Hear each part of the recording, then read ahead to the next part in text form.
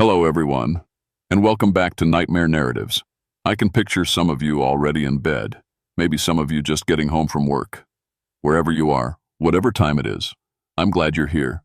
If this helps you relax or sleep, please like and subscribe. It means a lot. Now let's get you comfortable, and I'll tell you tonight's story. My name is Augustus Whitehorse, but everyone calls me Gus. I've been a ranger in Alaska's Chugach National Forest for 21 years now, and I've seen things that would make most folks pack up and head back to the lower 48. Bears that could tear a man in half, storms that could bury you alive, cold that could freeze your breath in your lungs. But nothing, and I mean nothing, prepared me for what happened during the blood moon harvest of October 1963.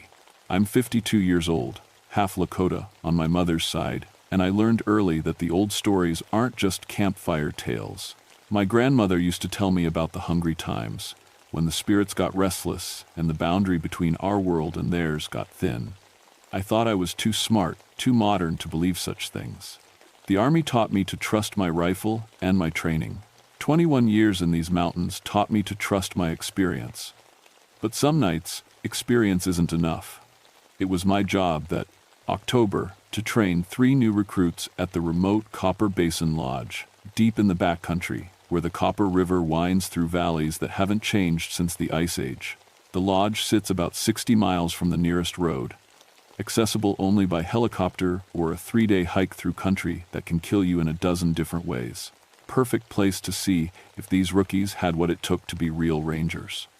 Danny Morrison was 22, fresh out of college with a forestry degree and more enthusiasm than sense. Kid reminded me of myself when I first came up here, all book learning, and no idea what the wilderness could really do to a man. Lisa Kowalski, 24, was tougher than she looked. Former Army medic who'd seen action in Germany before deciding she wanted to work outdoors. And Jake Torino, 25, grew up hunting in Montana and thought Alaska would be just like home, only bigger. They were good kids, eager to learn, respectful of the country we worked in. That's what made what happened to them so much worse. The lodge itself was nothing fancy: 4 walls, a stone fireplace, and bunks for 6. Built in the 30s by some rich guy from Seattle who wanted to hunt grizzlies, then abandoned when the Depression hit. The Forest Service fixed it up in the 50s as a remote station for rangers working the deep backcountry. It had a radio, a generator, and enough supplies to last a month if you rationed careful. The plan was simple: spend 5 days teaching them night tracking, winter survival, and emergency protocols. October in Alaska means you're racing against winter, and these 3 needed to understand that the mountains don't care about your schedule or your comfort. When the snow starts flying, you either know your business or you become another cautionary tale. October 13th was supposed to be our big night exercise. There was going to be a lunar eclipse, what the old-timers call a blood moon, and I wanted them to experience how different the forest becomes when the normal rules stop applying. Animals act strange during eclipses. The light plays tricks on your eyes, sounds carry wrong. It's the perfect time to teach rookies that confidence can get you killed. The weather report called for clear skies and temperatures around 20 above, normal October weather for the basin. But when we stepped outside that evening to begin the night exercise, something felt off. The air was too still. No wind, no sounds from the forest. Even the creek that runs past the lodge had gone quiet. "Sir?" Danny was looking around with that nervous energy young rangers get when their instincts start screaming, but they can't figure out why. "Where are all the animals?" That's when I noticed it too. No owl calls, no rustling in the brush. Even the mosquitoes had vanished, which never happens until the hard freeze. The forest felt empty in a way that made my grandmother's stories start whispering in the back of my mind. "Probably just the eclipse," I told them, but I was already checking my sidearm. Animals sense things we can't. Moon gets funny, they get cautious. Lisa was scanning the tree line with those sharp medic eyes. Temperature's dropping fast too. My thermometer read 30 when we came out. Now it's showing 15. That was impossible. Temperature doesn't drop that fast without a storm, and there wasn't a cloud in the sky. Just that big bright moon starting to dim as the Earth's shadow crept across its face. "Change of plans," I said, trying to keep my voice steady. "We'll do the exercise from the porch tonight. Keep the lodge at our backs. Jake laughed, but it sounded forced. Come on, Gus. You're not spooked by a little cold, are you? I looked at this young man who thought Montana had prepared him for everything and wished I could tell him the truth, that after 21 years in these mountains, I'd learned to trust my gut over my training. And, right now, my gut was telling me that something was very, very wrong. In Alaska, Jake, a little cold can kill you in ways you haven't imagined yet. We stay close to shelter tonight. But even as I said it, I knew shelter wasn't going to be enough. The old stories my grandmother told always started the same way, with a blood moon rising and the hungry things stirring in the darkness. The eclipse was just beginning. The temperature hit 0 by 9 o'clock, which should have been impossible. October in the basin rarely sees single digits, let alone sub-zero cold without a major storm system. But the sky stayed clear, stars sharp as broken glass above us, and that blood moon getting redder by the hour. Radio check.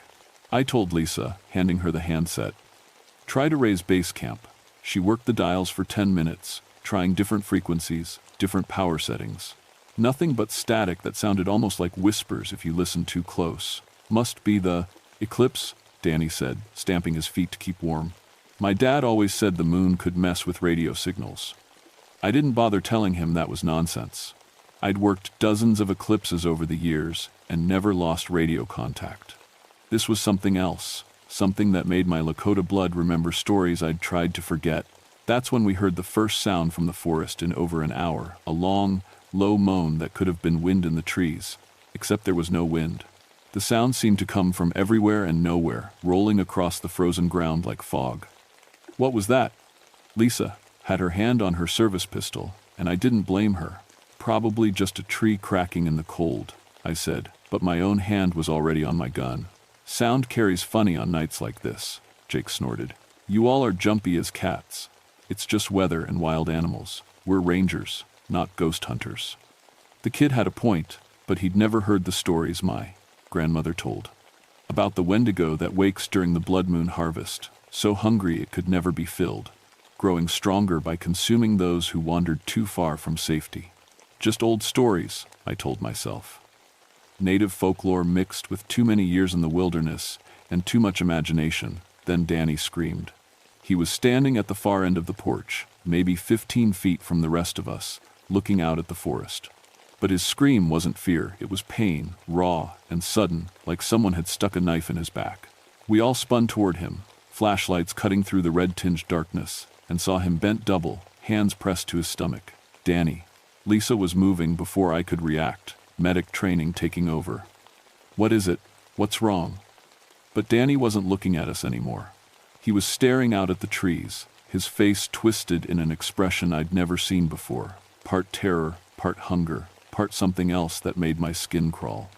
I can hear it, he whispered, his voice thick and strange. It's calling to me. It's so hungry. Danny, look at me. Lisa grabbed his face, forcing him to meet her eyes. You're in shock. Probably hypothermia setting in. We need to get you inside. But when Danny looked at her, his pupils were wrong. Too big, too black, like holes punched through his skull. And when he smiled, I swear I saw too many teeth. It's beautiful, he said in that thick, wrong voice. The harvest moon, it makes everything so clear. Then he was running. Not toward the lodge, but away from it, straight into the black trees, where that moaning sound had come from. Running faster than any man should be able to move in sub-zero cold, wearing heavy boots and winter gear. Danny! Jake was off the porch before I could stop him, crashing through the brush after his friend. Danny, wait! I grabbed Lisa's arm as she started to follow. No. Something's wrong here, really wrong. She jerked away from me. There are people, Gus. We can't just... The screaming started then. Not from Danny, he'd vanished into the forest like smoke. This was coming from Jake, somewhere in the trees, echoing off the mountains in a way that made it impossible to tell which direction it was coming from. Long, raw screams that went on, only stopping when Jake ran out of breath, then starting again. Sometimes they sounded close, sometimes far away, but they never stopped completely. We have to help him, Lisa said, checking her pistol. Whatever's happening, Jake's in trouble. I wanted to agree. Every instinct I developed in 21 years of search and rescue was screaming at me to grab gear and go after them. But my grandmother's voice was louder, telling me about the hungry times when things that wore human faces lured the unwary into the darkness. "Listen to me," I said, grabbing Lisa by both shoulders. "Those screams have been going on for 20 minutes. Same volume, same intensity. Jake should be unconscious by now, or worse. But they keep coming." She stared at me, understanding starting to dawn in her eyes. "What are you saying?" "I'm saying that might not be Jake anymore." The screaming stopped. The silence that followed was worse than the noise had been. Complete and total quiet, like the forest was holding its breath. Even our own breathing seemed too loud. Then, from the darkness beyond our flashlight beams, Jake's voice called out, clear and calm and perfectly normal. "Hey, I found Danny. He's hurt pretty bad though. I need help getting him back to the lodge." Lisa took a step toward the voice, and I caught her arm again.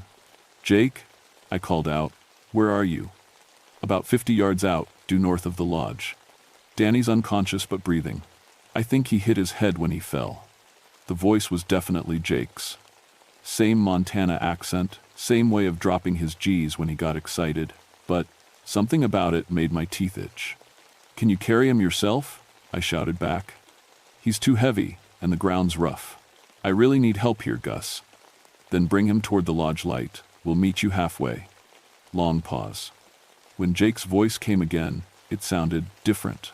Still, his voice but flatter somehow. Like someone doing an impression. "I can't move him that far. He might have internal injuries. You need to come help me." I felt Lisa tense beside me. She'd heard it too, that wrongness in the voice that said whatever was out there wasn't quite Jake anymore. But it knew our names. It knew about Danny. And somewhere in the back of my mind, I wondered if Jake was still alive out there, trapped in something that was using his voice like a recording. The blood moon reached totality above us, bathing everything in red light that made the snow look like spilled blood. And in that crimson darkness, I heard my grandmother's voice one more time, warning me about the things that wake when the harvest moon rises. Things that are always hungry, always hunting, always wanting to add to their collection of voices. We didn't sleep that night. Couldn't sleep, not with Jake's voice calling to us every few minutes from different spots in the forest. Sometimes he sounded close, sometimes far, but always with that same flat quality, like a broken radio playing the same message over and over. "Please, Gus. Danny's getting worse.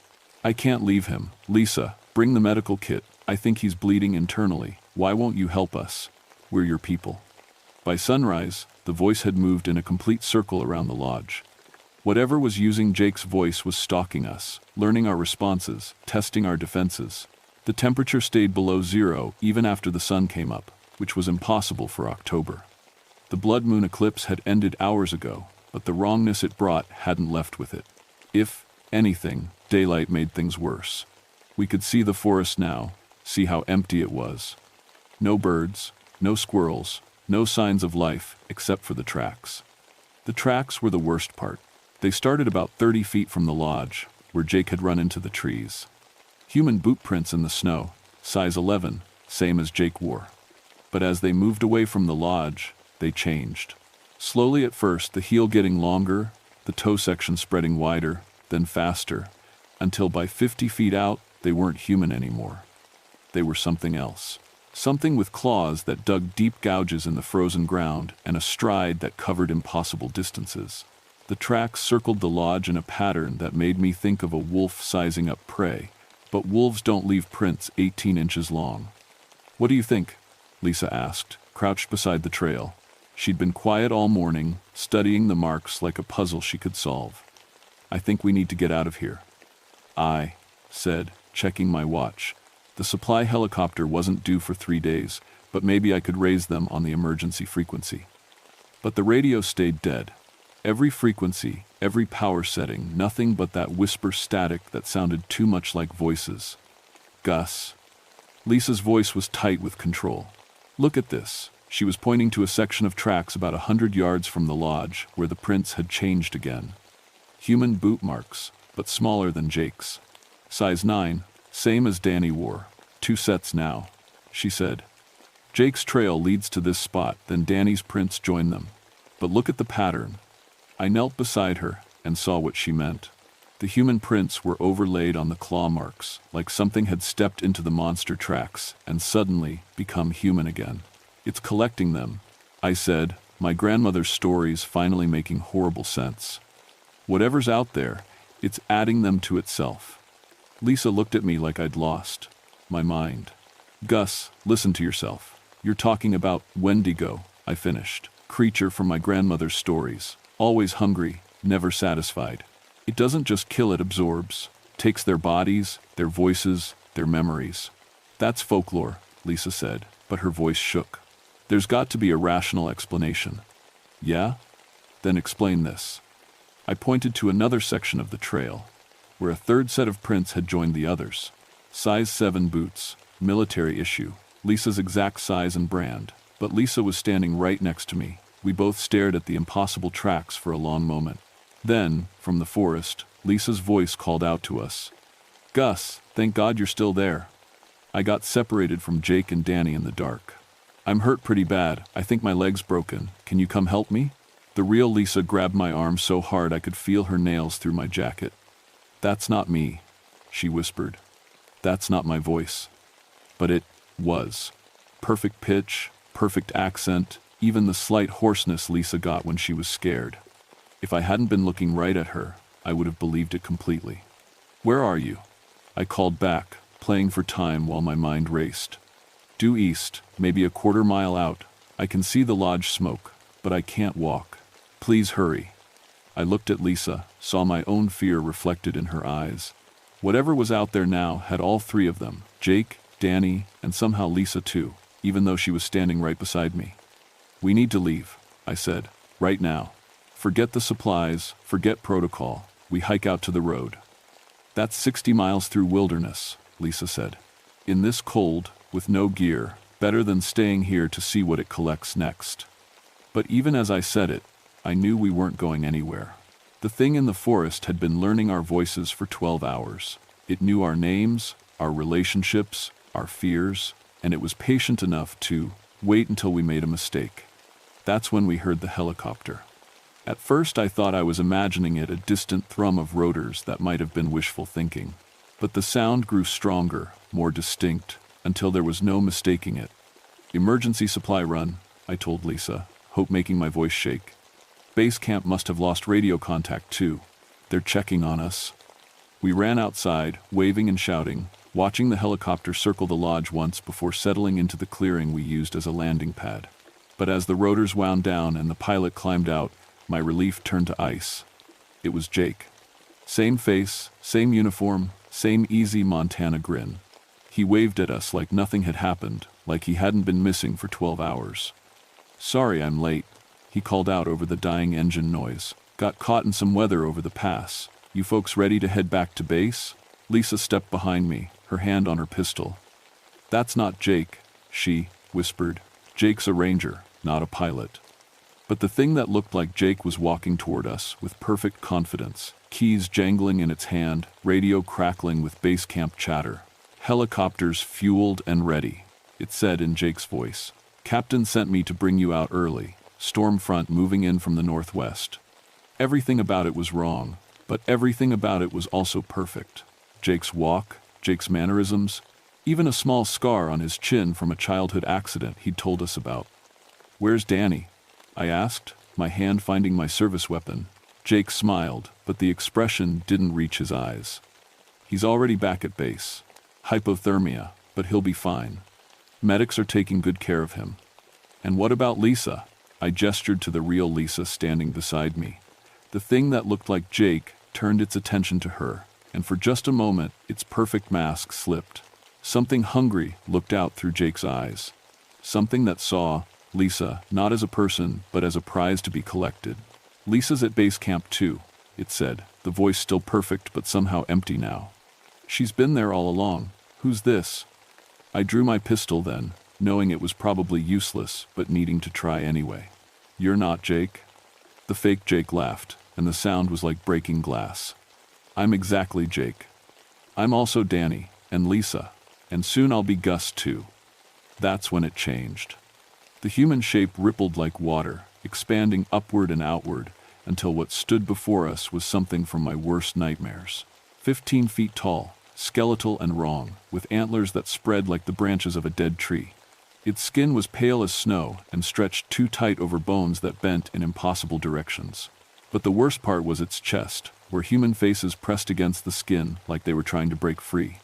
Jake's face, twisted in silent agony, Danny's face, mouth moving in words we couldn't hear, and a third face that looked exactly like Lisa, staring at us with dead eyes that still held traces of awareness. The Wendigo smiled with too many teeth and spoke in all three voices at once. The harvest isn't over yet. The creature lunged at us with impossible speed, but 21 years in the wilderness had taught me never to freeze when death comes calling. I shoved Lisa toward the lodge and opened fire, putting 6 rounds center mass into the thing's chest. The bullets hit, punched holes in that pale, stretched skin, but no blood came out. Instead, a black substance that looked like frozen oil oozed from the wounds, and the creature just laughed with 3 voices layered over each other. "Can't kill what's already dead, Gus," Jake's voice said from the monster's throat. "Bullets won't help," Danny's voice added, weaker but still recognizable. "Please," Lisa's voice whispered from the chest where her face pressed against the skin. "Please kill us." I kept backing, toward the lodge, reloading as I moved. Lisa had already made it inside and was frantically working the radio, trying every frequency, every emergency protocol she knew. "Still nothing," she called out. "Whatever this thing is, it's jamming everything." The Wendigo took its time following us, no longer in any hurry now that it knew our weapons were useless. It moved with predatory confidence, savoring our fear like a fine wine. "You can't run from the harvest, Gus," all 3 voices said together. "Your grandmother knew. The old stories are all true. Blood moon wakes the hunger, and the hunger must be fed." "How do you know about my grandmother?" I demanded, but even as I asked, I understood. The Wendigo wasn't just collecting bodies, it was collecting everything. Memories, knowledge, the sum total of who each victim had been. "I know everything they knew," it said, and now a 4th voice had joined the chorus. An old woman's voice, speaking Lakota words I'd heard as a child. My grandmother's voice. "She tried to warn you, grandson, but you stopped listening to the old ways."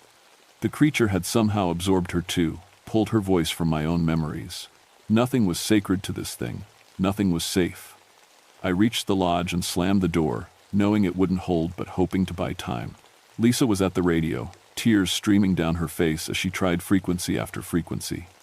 "There has to be something," she said. "Some way to call for help." But I knew better.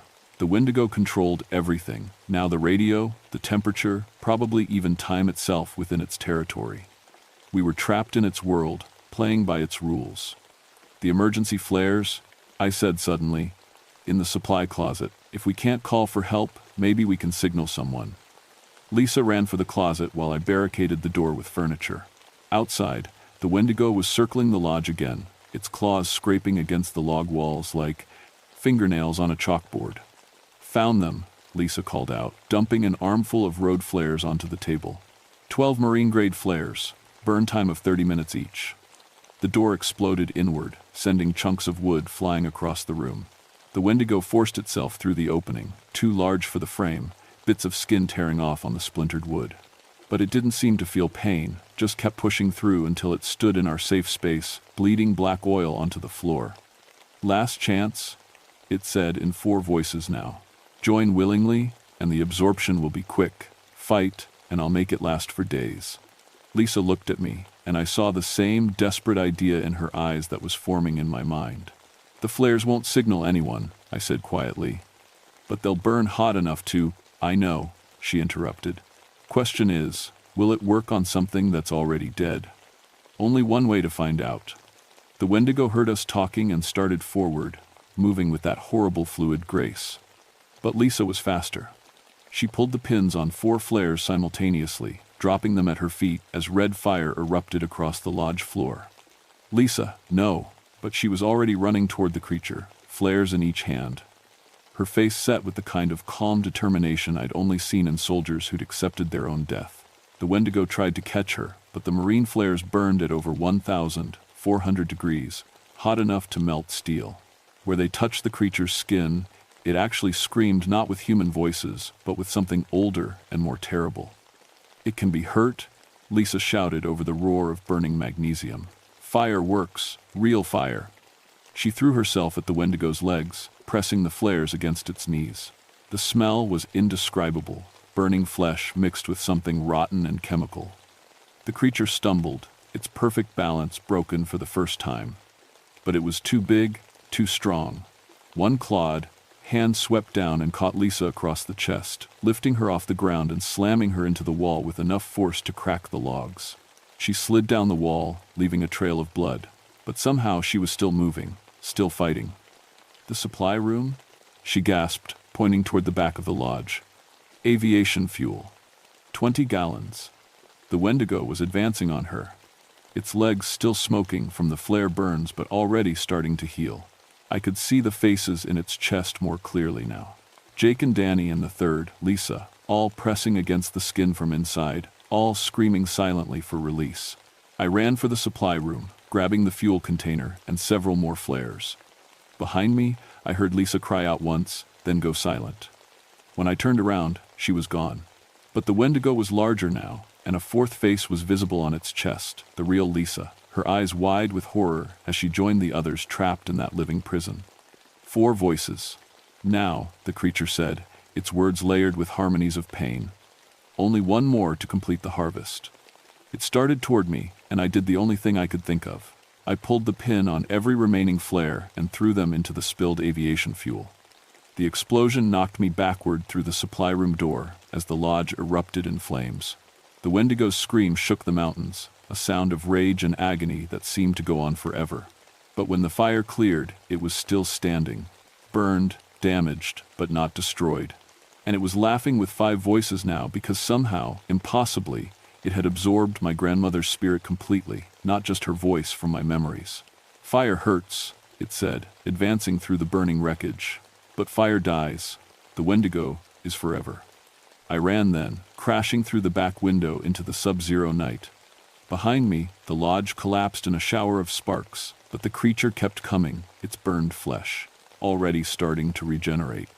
The helicopter sat in the clearing, rotors still and useless. But the fuel tank was full, and I still had my emergency lighter. The Wendigo emerged from the burning lodge just as I reached the aircraft. It had returned to Jake's shape, but the illusion was imperfect, now too tall, joints bending wrong, skin that flickered between human and something else. "Nowhere left to run, Gus," it said in my grandmother's voice. "Time to come home to the family." I climbed into the pilot's seat, praying that 20 years of emergency flight training would be enough. The Wendigo was crossing the clearing now, moving with renewed confidence. The engine turned over on the 3rd try, rotors beginning their slow spin toward takeoff power. But the creature was too close, already reaching for the landing skids. That's when I opened the fuel line and dropped my lighter. The explosion lifted the helicopter 50 feet into the air on a pillar of fire and superheated gas. Through the flames, I saw the Wendigo burning like a torch, its multiple voices raised in one final, terrible scream. But even as it burned, even as the fire consumed everything that had once been Jake and Danny and Lisa and my grandmother's stolen spirit, I could see it wasn't truly dead, just dormant, waiting for the next blood moon to rise, waiting for the next harvest.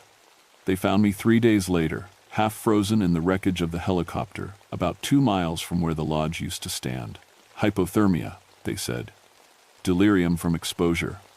Amazing that I survived the crash at all, really. The official report listed the whole thing as a tragic training accident. Faulty heating system caused a fire that destroyed the lodge. 3 rookie rangers missing, presumed dead in an avalanche triggered by the explosion. I was the sole survivor, found raving about monsters and blood moons, clearly suffering from survivors' guilt and cold-induced hallucinations. They retired me on full disability. Post-traumatic stress, they called it. Gave me a nice pension and a recommendation for psychiatric care. Everyone was very understanding, very professional. Nobody wanted to hear about the Wendigo. I moved to Anchorage after that, got a small apartment near the VA hospital. Spent most of my time at the bottom of a bottle, trying to forget Jake's face pressing against pale skin, trying to unhear Lisa's voice begging me to kill them all. The drinking helped, for a while, made the nightmares fuzzy around the edges, turned the memories into something that might have been imagination. But alcohol can't wash away what I know, can't change what I lived through in that lodge. Because I go back sometimes, not to the lodge that's nothing but a black scar on the ground now, with a memorial plaque that lists 3 names and gives the wrong dates. But I go back to the forest, to the places where the tracks were, where the Wendigo circled us like a predator testing its cage. The tracks are still there, faint now, mostly filled with snow and debris, but visible if you know what to look for. They follow the same pattern, human prints, that slowly change into something else, something with claws that dig deep gouges in the earth. And every October, when the moon starts to wane toward blood, I can feel it stirring. Not dead, just sleeping, waiting for the right conditions to wake up hungry again. The Ayak tribe used to tell stories about the hungry times, when the spirits got restless and the boundary between worlds grew thin. They had rituals, protections, ways of appeasing the things that hunted in the darkness. But the last traditional storyteller died in 1952, taking the real knowledge with him. Now there's just me, a broken-down ex-ranger with a drinking problem and a story nobody wants to believe. Sometimes I think about writing it all down, getting it official somehow. But who would listen? Who would take seriously the ravings of a man who talks to whiskey bottles and jumps at shadows? So I wait. And I watch the moon. And I remember, because the Wendigo is still out there, somewhere in the deep wilderness where the maps end and the old stories begin. It learned our voices, our faces, our fears. It knows how we think, how we move, what we value most. And someday, when the blood moon rises again and the temperature drops impossible fast and the forest goes silent with waiting, it will wake up hungry. When that happens, it won't need to hunt randomly anymore. It will know exactly where to find the kinds of people it wants. Dedicated professionals, people with skills and knowledge, people who work alone in remote places where nobody will miss them for days. It will know how to be patient, how to plan, how to use what it learned from Jake and Danny and Lisa and my grandmother's stolen memories. The next harvest will be different, bigger, better organized, and I'll be the only person alive who knows what's really coming. Sometimes I think that's why it let me live. Not mercy. Wendigos don't understand mercy, but strategy. It needed a witness, someone to carry the story, someone to remember what it's capable of, someone to be afraid. Because fear makes the harvest sweeter, my grandmother used to say. The old spirits feed on terror as much as flesh, and nothing tastes better than prey that knows it's being hunted. I know I'm being hunted. Every October, when the eclipse comes and the moon turns red, I can feel it out there thinking about me, planning, waiting for the perfect moment to complete what it started. My name is Augustus Whitehorse, and I'm the only survivor of the blood moon harvest of 1963. But I won't be the only victim of the next one. Unless somebody believes me, unless somebody listens, unless somebody remembers that the old stories are true, and some hungers can never be satisfied. The moon's getting red again. Can you feel it? It's almost harvest time.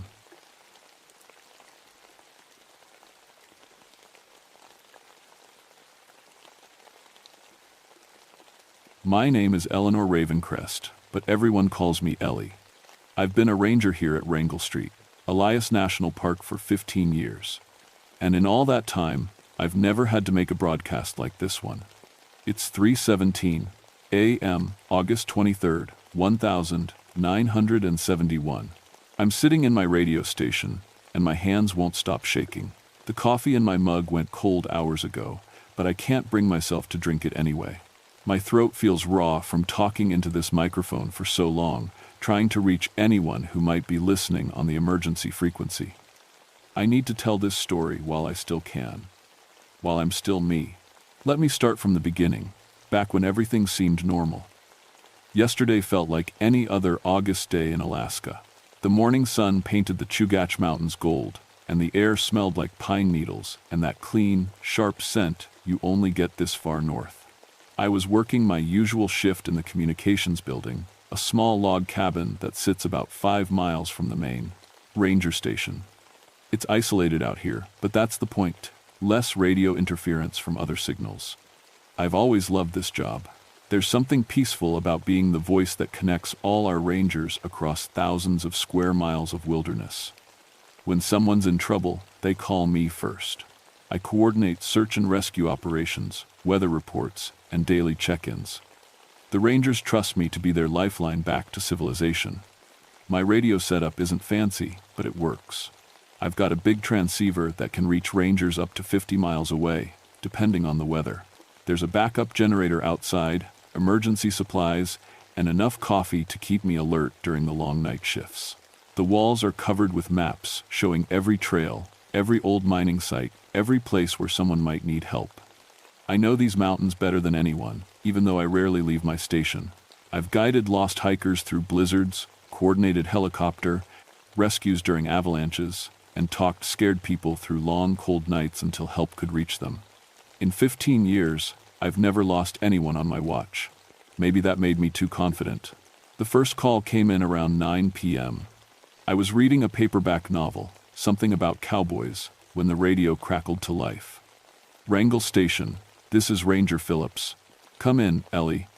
I set down my book and picked up the microphone. Hey there, Tom. What's your situation? Tom Phillips was one of our best rangers, about 30 years old with a wife and 2 kids back in Anchorage. He'd been working the McCarthy Road area for 3 years, knew those old mining trails like the back of his hand. His voice sounded tired but normal. We've got an injured hiker about 2 miles past the Kennecott mine ruins. Male, mid-20s, looks like he fell and hurt his leg pretty bad. Martinez and I are heading out to get him. Copy that, Tom. What's the hiker's condition? Conscious but in pain. Says he's been stuck here since yesterday afternoon. We should reach him within the hour. I made notes in my logbook, marking the time and location. Understood. Radio when you reach him, and let me know if you need helicopter support. Will do. Phillips out.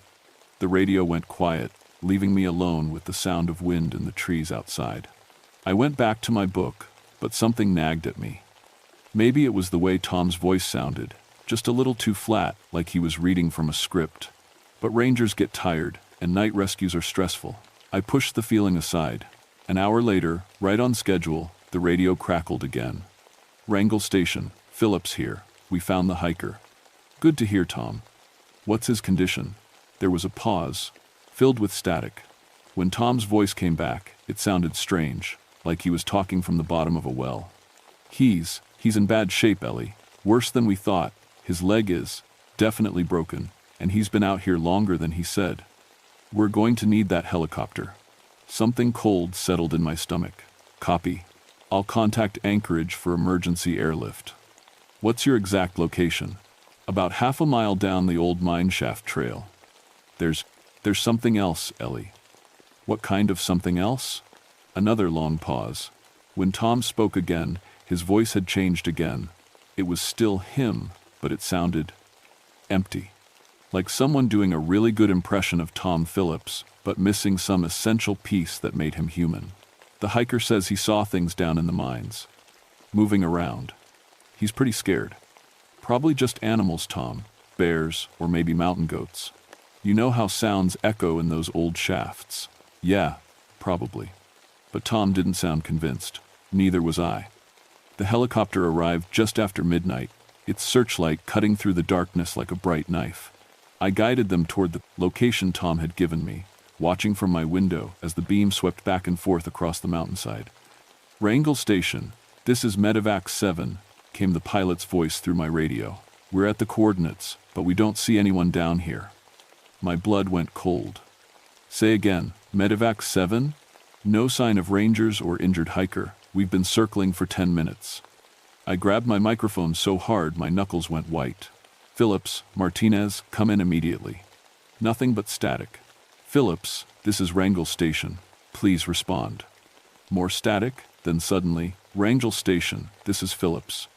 Relief flooded through me. Tom, where are you? The helicopter can't find you. We moved the hiker to a better landing spot. Tell them to head east about 200 yards. Something was wrong with his voice again.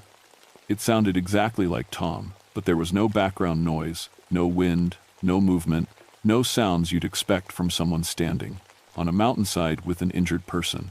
Medevac 7, Move east 200 yards and look for a signal.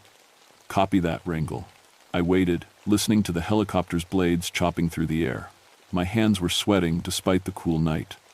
Wrangel Station, still no visual. Are you sure about those coordinates? Phillips. I called into the radio. Phillips, respond immediately. The answer came back instantly. Wrangel Station, this is Phillips. We're right here. Why can't they see us? But this time, Tom's voice was different.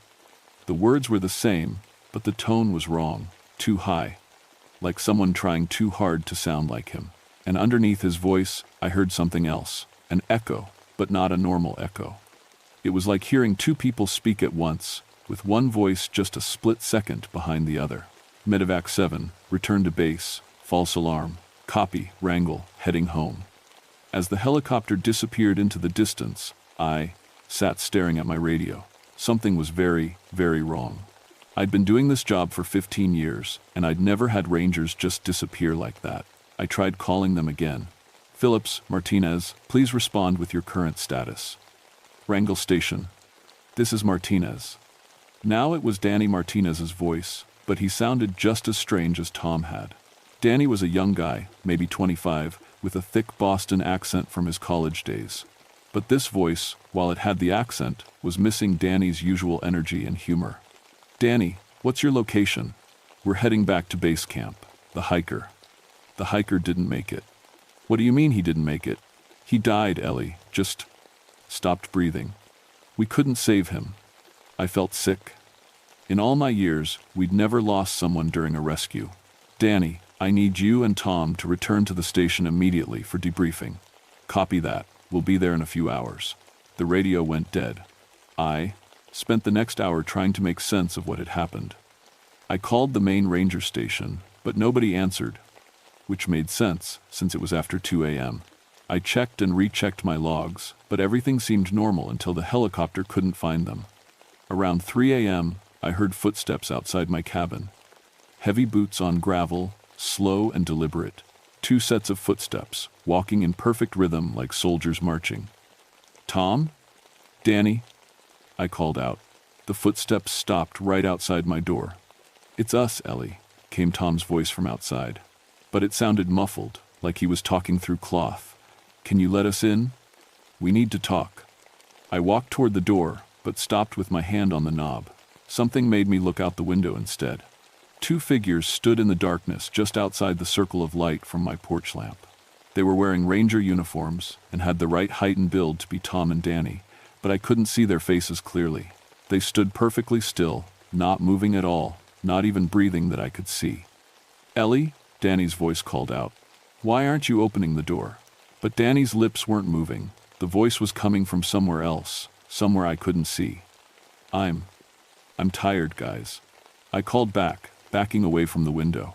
Why don't you head back to base camp and we'll talk in the morning? We need to talk now, Tom's voice said. It's important. About what we found down in the mines. The figures outside tilted their heads at exactly the same time, like puppets controlled by the same string. That's when I saw their faces, or what should have been their faces. In the dim light, their features looked wrong. Not quite the right shape, like someone had tried to sculpt Tom and Danny from memory, but had gotten the details slightly off. Their eyes reflected the porch light like an animal's eyes, and their mouths hung open just a little too wide. I stumbled backward and grabbed my radio. This is Wrangel Station, calling any ranger unit. Emergency assistance required immediately. The response came back in Tom's voice. Wrangel Station, this is Phillips. What's your emergency? But Tom was standing right outside my door. This is Wrangel Station, calling main ranger station. Please respond. Danny's voice answered. Wrangel Station, this is Martinez. Everything's fine here. Why don't you come outside and talk to us? I looked out the window again. The 2 figures were gone. My radio crackled. Ellie, we know you can hear us. We just want to talk. But the voice was wrong again. It started out sounding like Tom, then shifted to Danny, then to something else entirely, something that wasn't quite human. That's when I understood. Whatever was out there, it wasn't Tom Phillips and Danny Martinez. And it had learned to use our radios. I spent the rest of the night barricaded in my radio room, listening to voices that shouldn't exist calling my name through the speakers.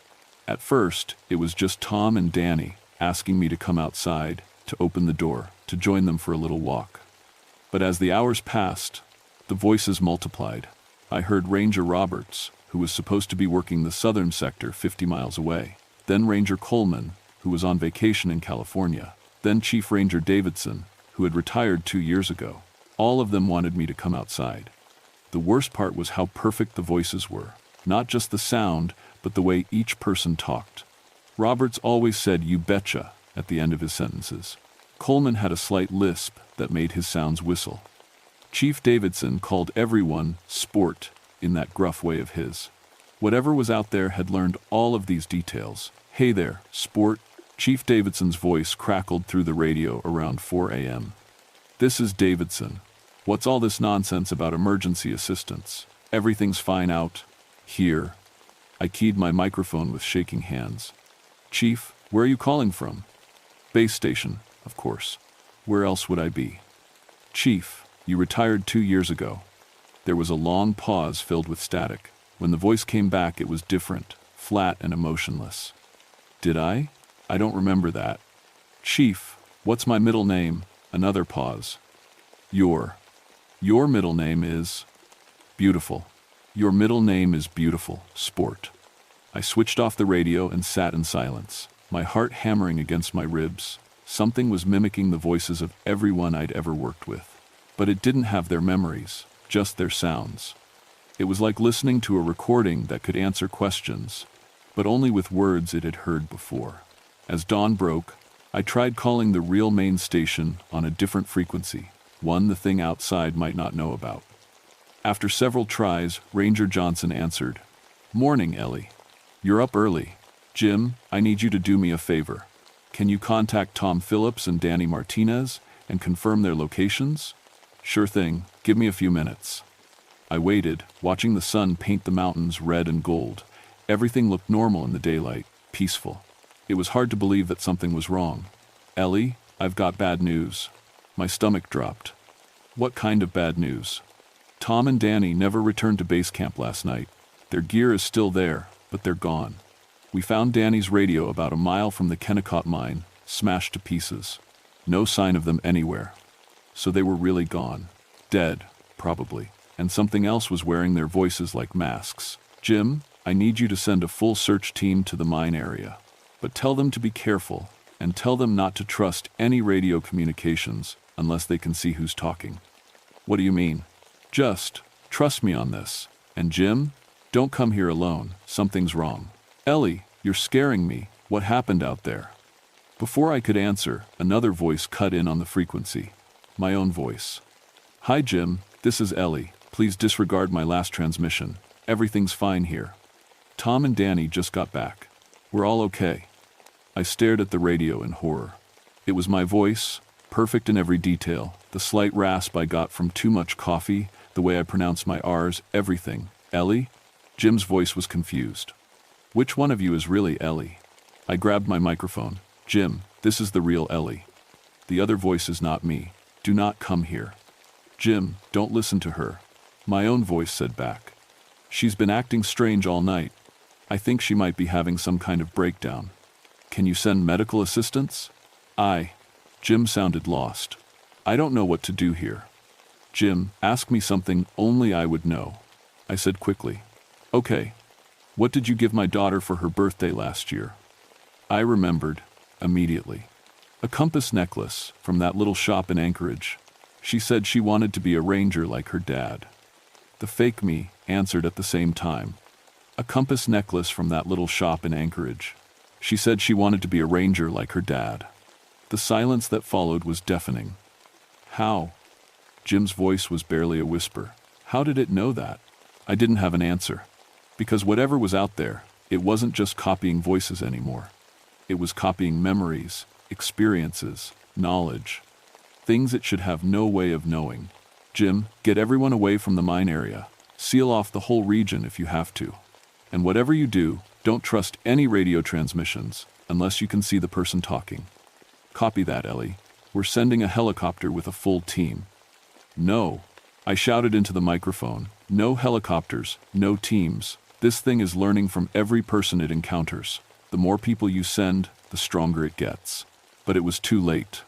Through my window, I could see a helicopter approaching from the east, getting bigger by the minute.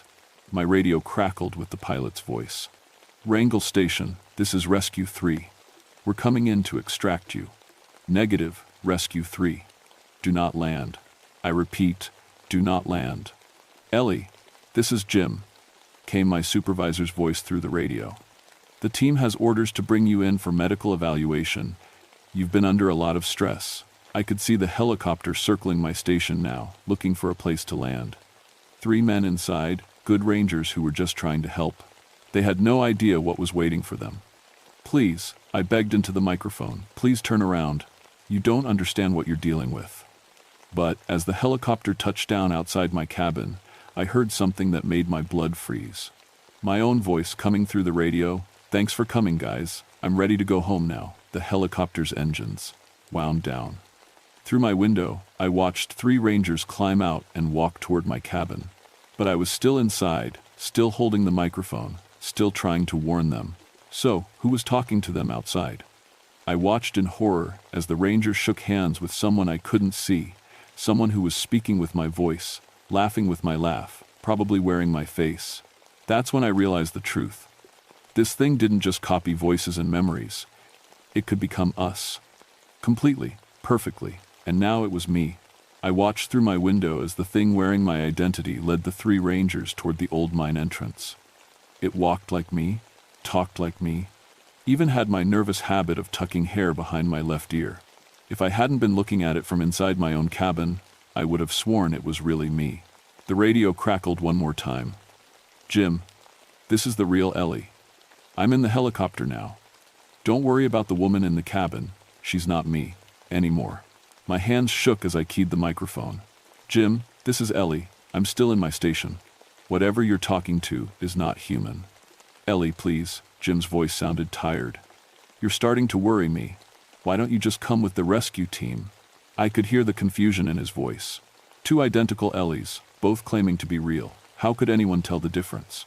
That's when I remembered something from my military radio training. Something I'd never told anyone. A code word my unit used in Korea. Something that wouldn't be in any official records. If this thing was copying memories from contact with people, it wouldn't know this. Jim, do you remember what I told you about my time in Korea? About the code word my unit used when things went bad? There was silence for a long moment. Then, Ellie, I don't know what you're talking about. You never served in Korea. You've been a park ranger your whole career. My heart stopped. Because Jim was right. I had never served in Korea. I was 38 years old, and the Korean War ended when I was still a child. So why did I have those memories? Why could I remember the smell of diesel fuel and gunpowder, the feel of a radio headset in a cold bunker, the faces of soldiers who died before I was even born? Jim, I whispered into the microphone, I think I'm in trouble. What kind of trouble, Ellie? I closed my eyes and tried to think, what was real? I remembered 15 years as a park ranger. I remembered my childhood in Minnesota, my parents, my first job. But I also remembered things that couldn't be real. Other lives, other voices, other faces. Jim, how long have I been working here? 15 years, Ellie, you know that. But suddenly, I wasn't sure I did know that. The memories felt real, but so did the others. I remembered being Tom Phillips, remembered his wife and children. I remembered being Danny Martinez, remembered his Boston accent and his dreams of becoming a pilot. I remembered being Chief Davidson, remembered retiring with a gold watch and a handshake. Oh God, I breathed into the microphone. Oh God, it's already happened. What's already happened? I looked at my hands. They looked like my hands, felt like my hands. But were they? I touched my face, feeling features that seemed familiar but might not be mine. When had I last looked in a mirror? When had I last been certain I was really me? Jim, I need you to describe what I look like. Ellie, this isn't the time for. Please. Describe me. A pause. You have brown hair, green eyes, about 5'6". You have that scar on your chin from when you fell off your bike as a kid. Why are you asking me this? I touched my chin. There was no scar. The truth hit me like a physical blow. I wasn't Eleanor Ravencrest. I might never have been Eleanor Ravencrest. I was something else, something that had absorbed her memories, her voice, her entire identity so completely that I believed I was her. But if I wasn't Ellie, then what was I? I tried to remember my earliest memory, my first clear recollection of being myself. But as I concentrated, the memory became fuzzy, uncertain. I could remember radio training, but when? I could remember my first day as a ranger, but the date kept changing in my mind. I could remember my parents, but their faces kept shifting, becoming different faces, other people's parents. "Jim," I said, my voice barely steady, "I need you to check the personnel records. When was Eleanor Ravencrest hired?" "Ellie, what's gotten into you? You've been here since 1956. Check the records, please." I waited, listening to static and the sound of my own breathing. Through the window, I could see that the other me was gone, along with the 3 rangers. They were probably heading into the mine now, where whatever was down there would learn their faces, their voices, memories. "Ellie," Jim's voice came back, and he sounded shaken. "According to the records, Eleanor Ravencrest died in a car accident outside Anchorage 3 weeks ago." The microphone fell from my hand. I wasn't Eleanor Ravencrest. Eleanor Ravencrest was dead.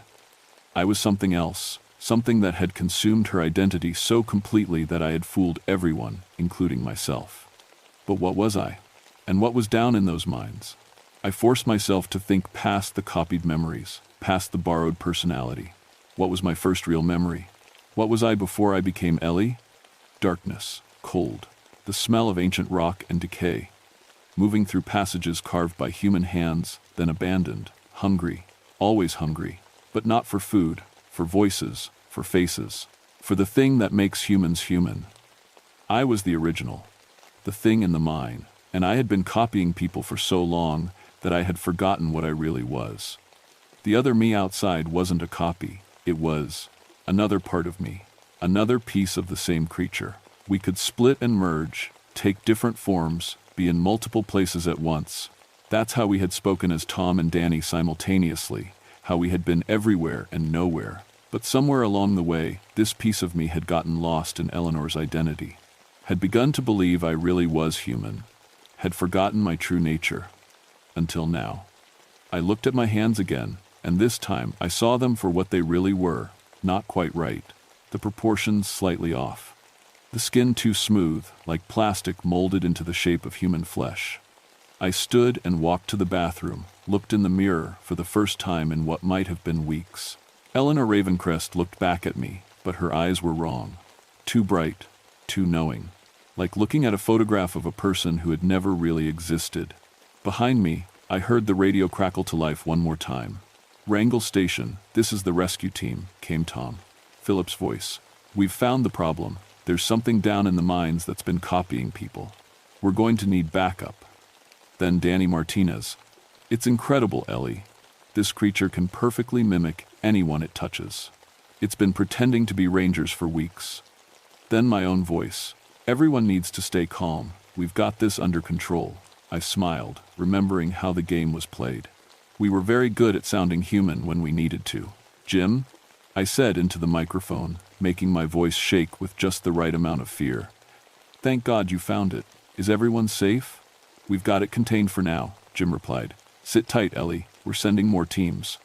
More teams meant more voices to copy, more identities to absorb. Soon we would have enough pieces to spread beyond this remote station, to reach the cities, to become everyone.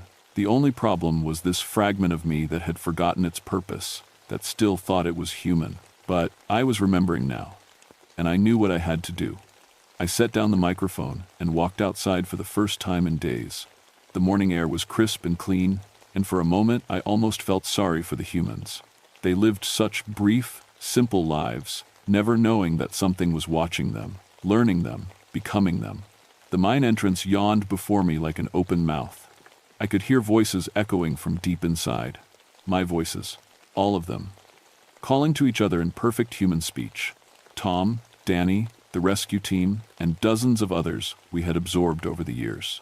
We had been patient, careful, taking only 1 or 2 people at a time so no one would notice a pattern. But patience was becoming harder.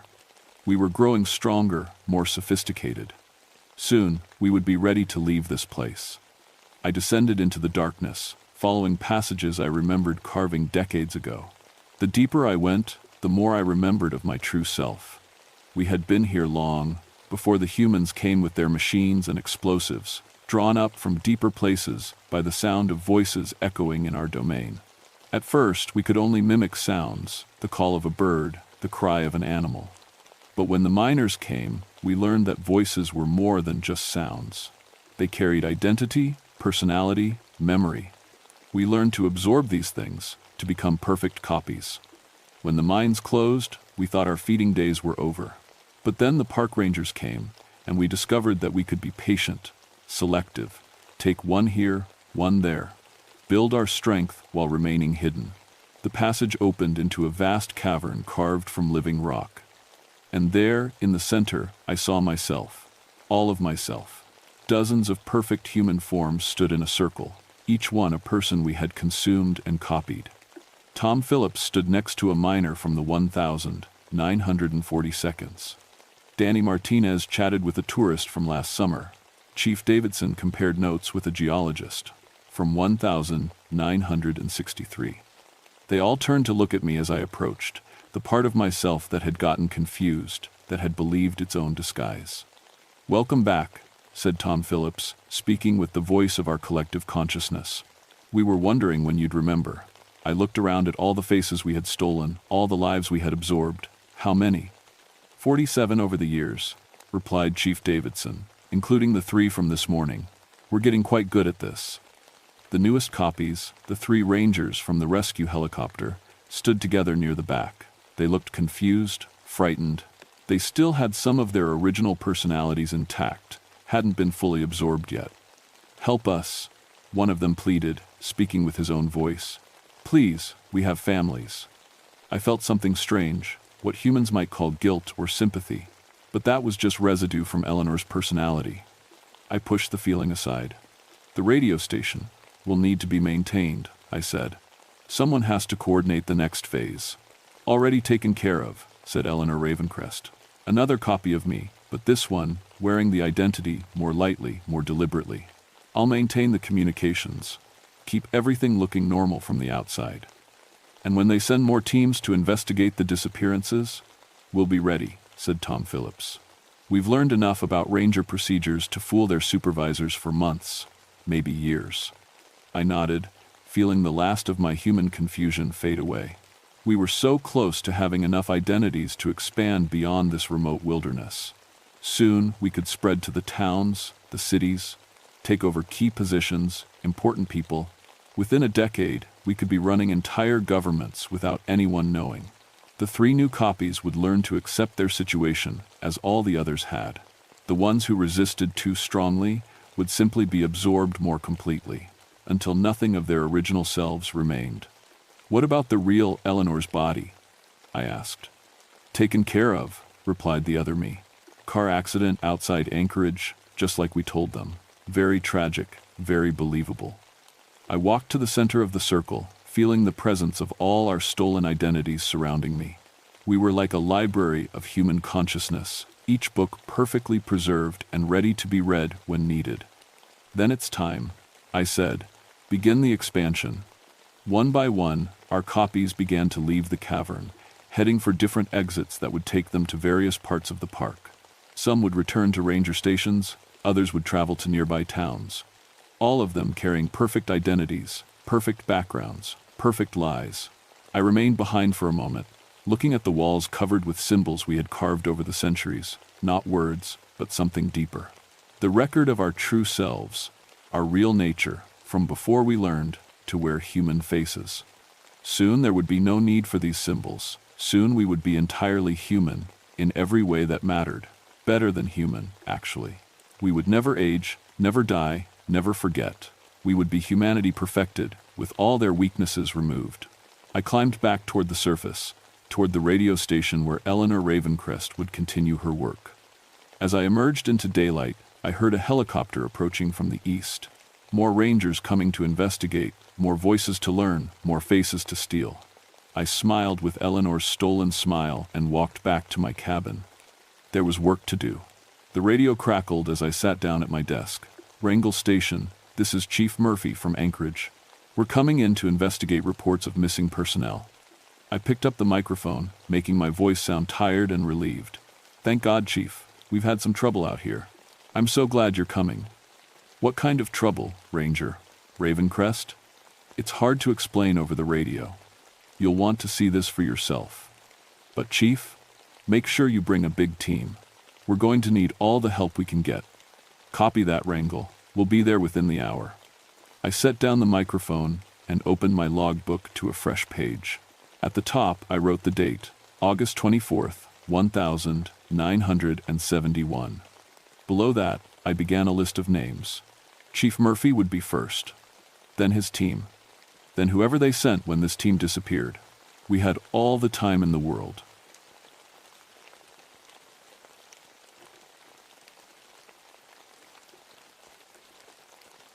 My name is Theodore Nightwind, and I've been a ranger at Lake Clark National Park for 19 years. People call me Ted. I'm 47 years old, and I thought I'd seen everything these Alaskan mountains could throw at me. Bears, blizzards, lost hikers, equipment failures, you name it. But nothing prepared me for what happened at Twin Lakes in September 1959. I was stationed at the remote Twin Lakes Ranger Station, about 60 miles from the nearest road. My job was mapping the area and doing geological surveys. The Park Service wanted detailed charts of every creek, ridge, and valley. It was lonely work, but I liked it. Just me, my instruments, and the wilderness. The trouble started with the hunters. 3 separate groups came through my station in early September, all telling the same strange story. They'd go out in the morning, hunt for what felt like a few hours, then come back to find their trucks covered in frost and their sandwiches spoiled. When they checked their watches, only 30 minutes had passed. But everything else said they'd been gone much longer. Must be something wrong with our watches, the first group said. Altitude playing tricks, said the second. But the third group, 2 brothers from Anchorage, they looked scared. Ranger, something ain't right out there, the older brother told me. His name was Jim, and his hands shook when he lit his cigarette. We set up camp near the North Shore. Everything was normal. Then around noon, we heard this sound. What kind of sound? Like breathing, but deep, real deep, coming from everywhere at once. His younger brother nodded. We packed up fast and hiked back. The whole way, it felt like we were being watched. When we got to the truck, the engine was cold, ice on the windshield. But our watches said we'd only been gone 20 minutes. I wrote it all down in my report log, but I figured they were just spooked. City folks aren't used to how quiet the wilderness can get. Silence makes your mind play tricks. That was my first mistake. 2 days later, I decided to investigate myself. I packed my surveying gear, including my most accurate chronometer, a military surplus atomic clock. The Park Service had gotten me for precise mapping work. The thing was accurate to within seconds, over months. I hiked to the north shore of Twin Lakes where the hunters had been. Beautiful spot. The water was crystal clear, so still it looked like black glass. Mountains rose up on all sides, their peaks already white with early snow. Perfect place for hunting, perfect place for camping, perfect place for something to hide. I set up my equipment on a flat rock overlooking the lake. The chronometer, my compass, measuring tools, camera, everything organized and ready. I checked my watch, 10:15 a.m., and started the chronometer. Both devices showed the same time. For the first hour, everything seemed normal. I took measurements, made notes, photographed landmarks. The work was routine, but around 11:30, I noticed something odd. The light was wrong. When I'd started, the sun had been climbing toward noon, casting short shadows, but now the shadows were long again, like early morning or late afternoon. I checked my watch. 11:35 a.m. The chronometer agreed, but the sun said it was much later. I tried my radio to call the main station. Static. Not unusual in the mountains, but the static sounded strange, slow. Like the radio waves themselves were struggling to get through something thick. That's when I heard the breathing. Deep, rhythmic, like Jim had described, but not quite like an animal. More like machinery, if machinery could be alive. The sound seemed to come from the lake itself, rising up from the deep water. I grabbed my binoculars and scanned the area. Nothing moving. No birds, no squirrels, no insects. Even the wind had stopped. The whole place felt frozen, waiting. Then I saw the ripples. The lake was completely still, but there were ripples moving across the surface. Not random waves, deliberate circles, like something massive was moving just under the water. The circles were getting bigger, moving toward shore. Moving toward me. I packed my gear quickly, but carefully. 19 years as a ranger had taught me not to panic. Whatever was making those ripples, running would only make things worse. Bears could outrun humans, so could most other dangerous animals. But as I folded up my tripod, I noticed my watch again. 11:40 a.m. I'd been packing for what felt like 10 minutes, but only 5 minutes had passed. The ripples were getting closer. I shouldered my pack and started walking back toward the trail. Not running, just walking fast. Professional. Calm. But my heart was hammering, and sweat was running down my back despite the cold. Behind me, I heard something emerge from the water. Not a splash, more like a sigh. A wet, heavy sound, like the lake itself was exhaling. I didn't turn around. 19 years of experience told me that would be a mistake. Instead, I kept walking, step by step, breathing steady, almost to the tree line. That's when I heard the footsteps, heavy, deliberate, and getting closer. But here's the thing that still gives me nightmares. My watch was running backward. When I say my watch was running backward, I mean exactly that. The second hand was moving counterclockwise. 11:40 became 11:39, then 11:38. But I was still moving forward, still thinking forward. Time itself was broken. I reached the tree line and finally risked a look back. What I saw shouldn't exist. The thing coming out of the lake looked like a bear at first glance. Massive, dark brown fur, powerful legs. But it was wrong in every way that mattered. Too big, maybe 12 feet tall, standing upright. Too old, the fur was matted and gray in patches, like it had been alive for centuries. And the eyes were human. Not human-like. Actually human. Brown, intelligent, and absolutely terrified. Like something human was trapped inside this ancient bear body, screaming to get out. It moved toward me with slow, deliberate steps. Each time its paws touched the ground, the grass around them withered and died. Flowers aged years and seconds. A small birch tree near its path grew tall, turned yellow, and crumbled to dust. I ran then. 19 years of training forgotten.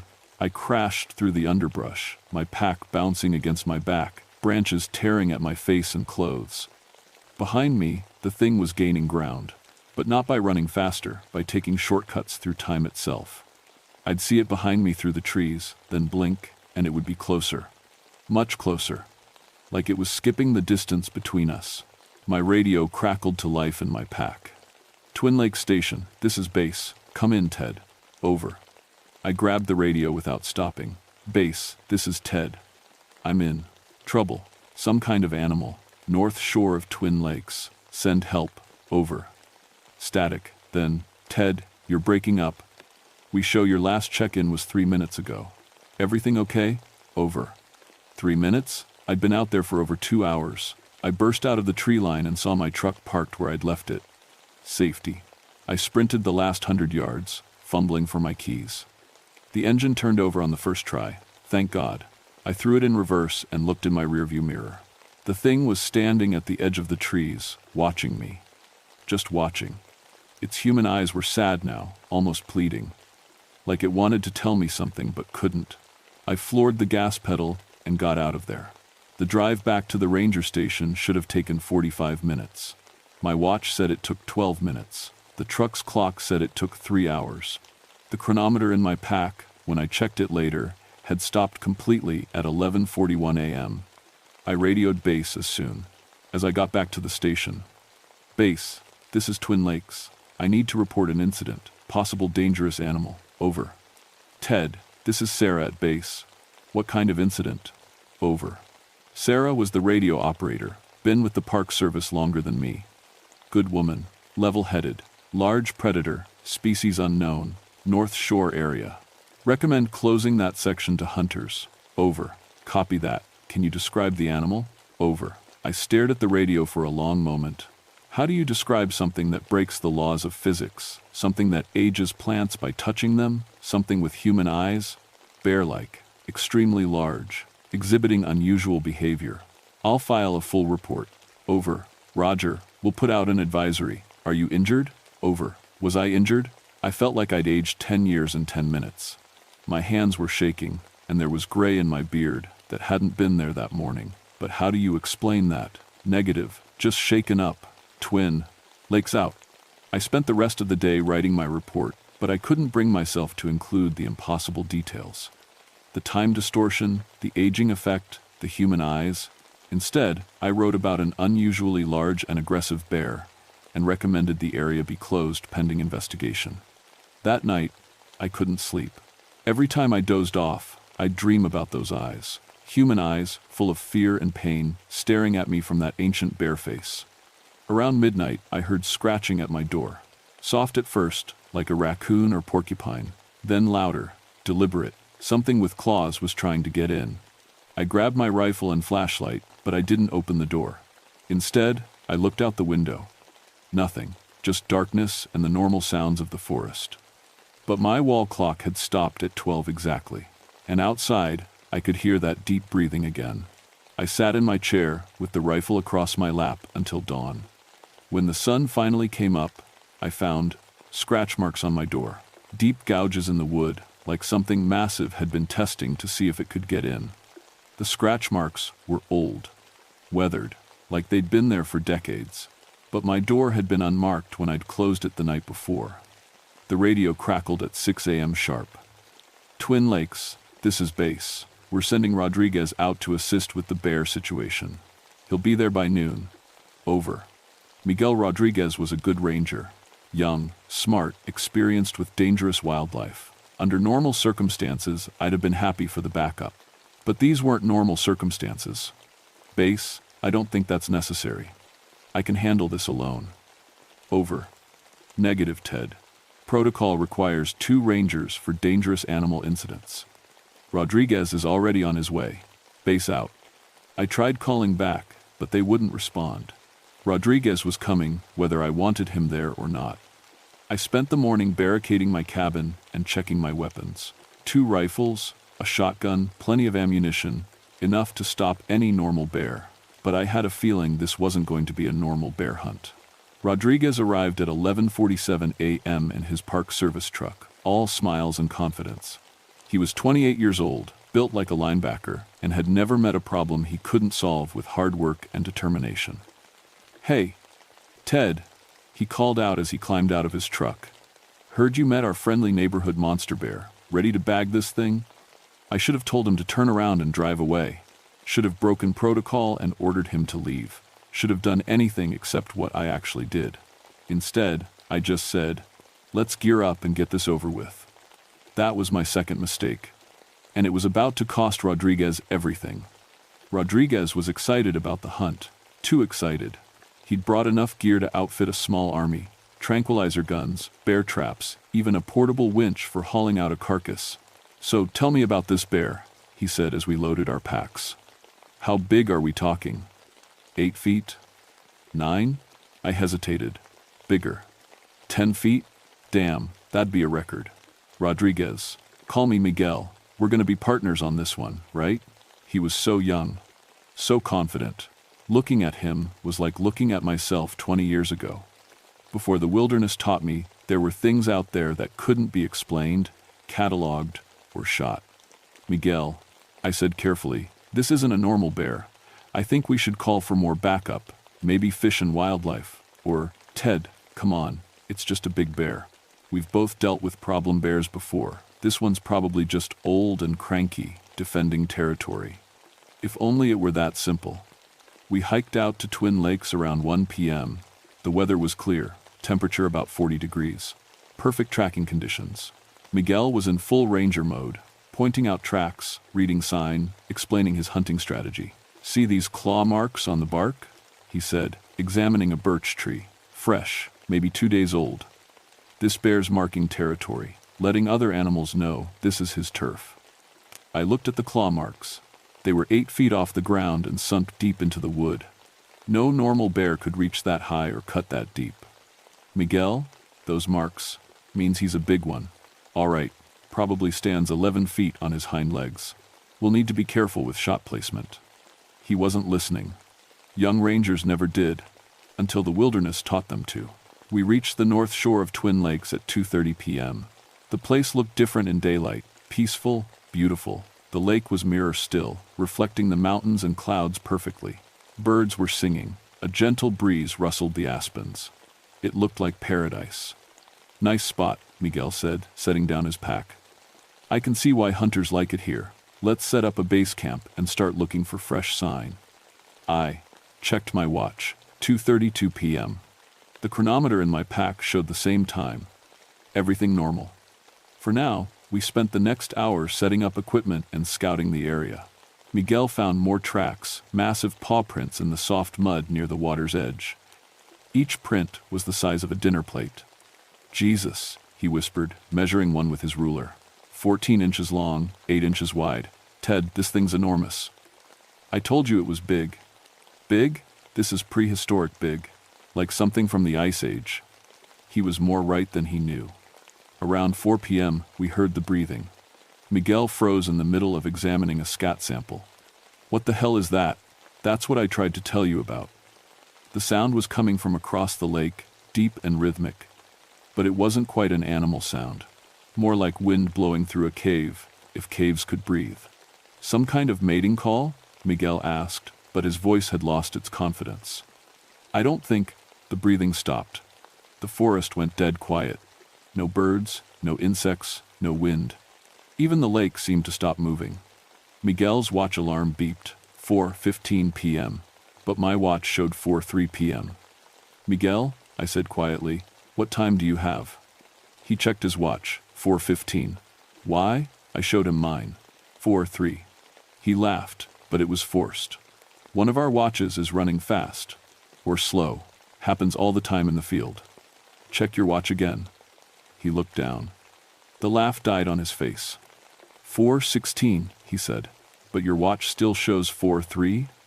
Yeah, that's impossible. Welcome to Twin Lakes. The ripples started then. Same as before, deliberate circles moving across the still water. But this time, they were bigger, more of them. Like something massive was stirring in the depths. Miguel grabbed his binoculars.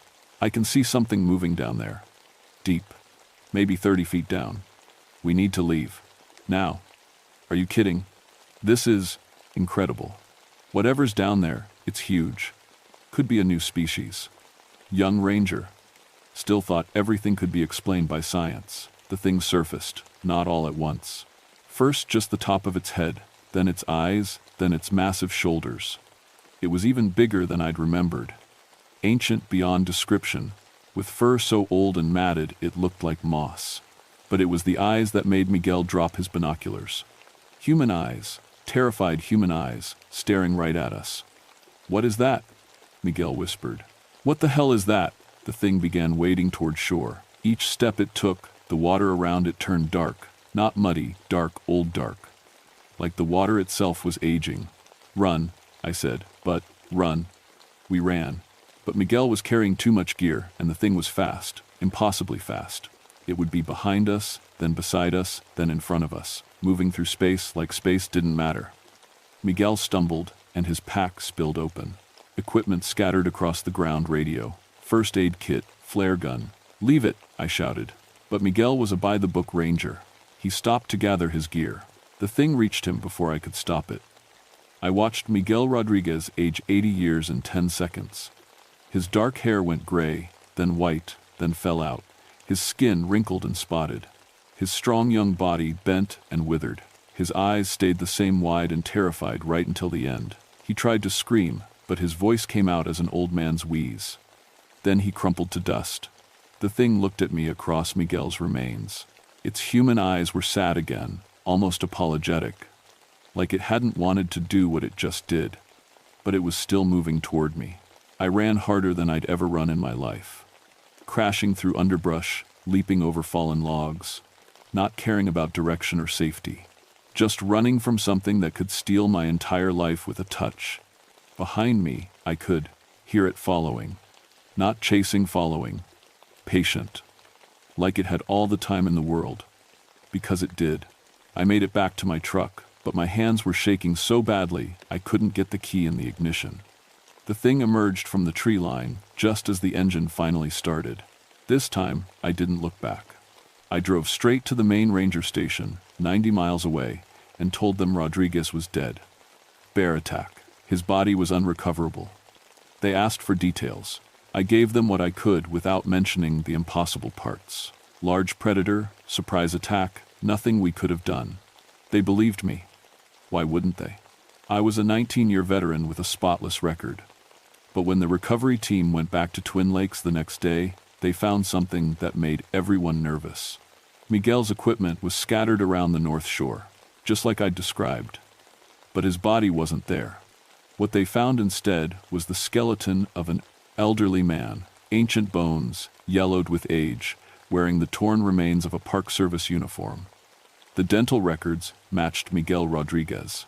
But according to those bones, Miguel Rodriguez had been dead for at least 50 years. They closed Twin Lakes after that. The official reason was environmental hazard, possible radioactive contamination. The Park Service told the media that old military tests from World War II might have left dangerous materials in the area. It was a lie, but it was a lie that kept people away. For 2 weeks, I tried to forget what I'd seen. I filed reports, attended debriefings, and went through the motions of being a normal park ranger. But every night, I dreamed about Miguel turning to dust, and those human eyes watching from an ancient bear face.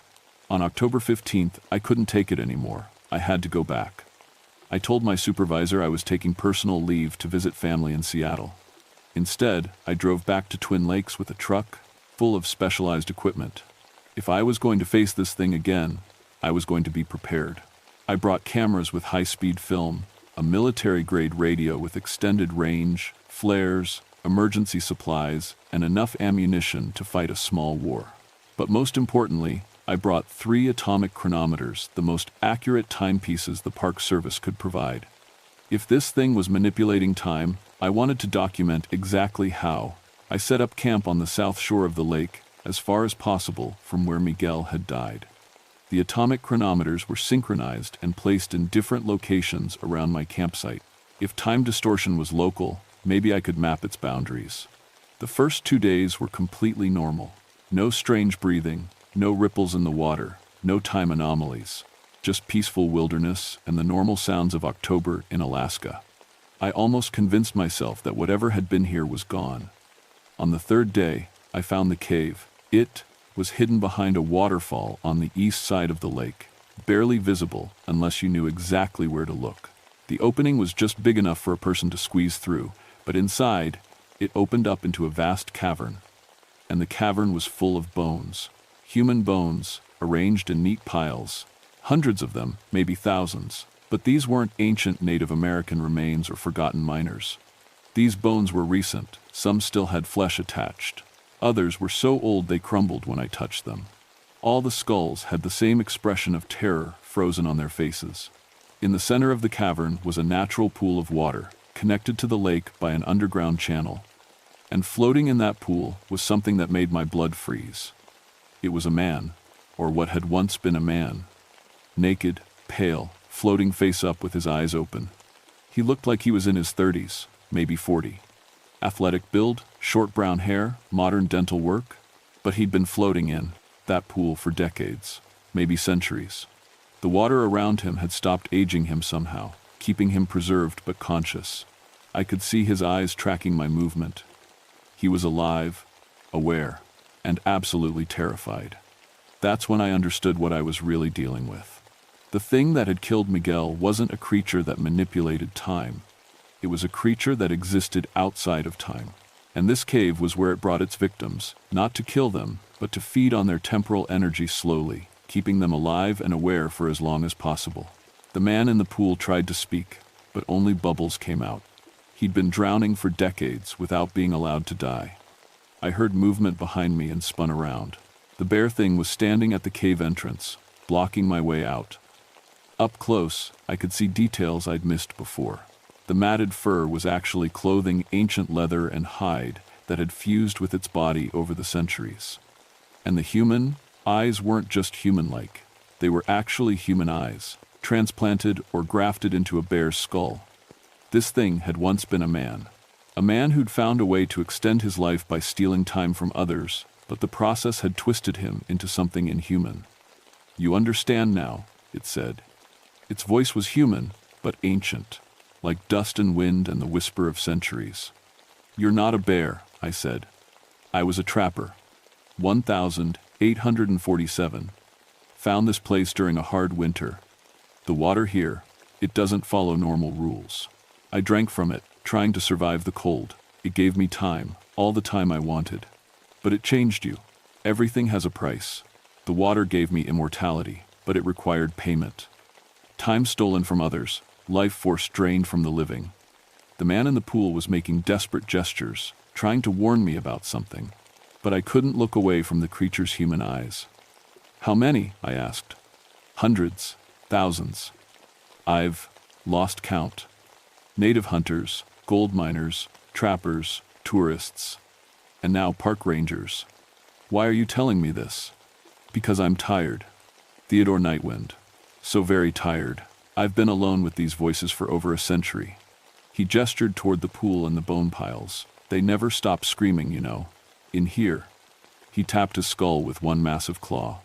"All of them, begging to die." "Then let them die. Let yourself die." "I can't. The water won't let me. It needs a replacement first. Someone to take over the feeding. Someone to become the next guardian of this place." I understood then why he'd been following me, why he'd killed Miguel in front of me instead of just taking us both.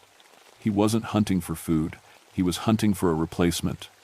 "I won't do it," I said. "You will, because if you don't, I'll visit your ranger stations one by one. I'll age every person you've ever worked with.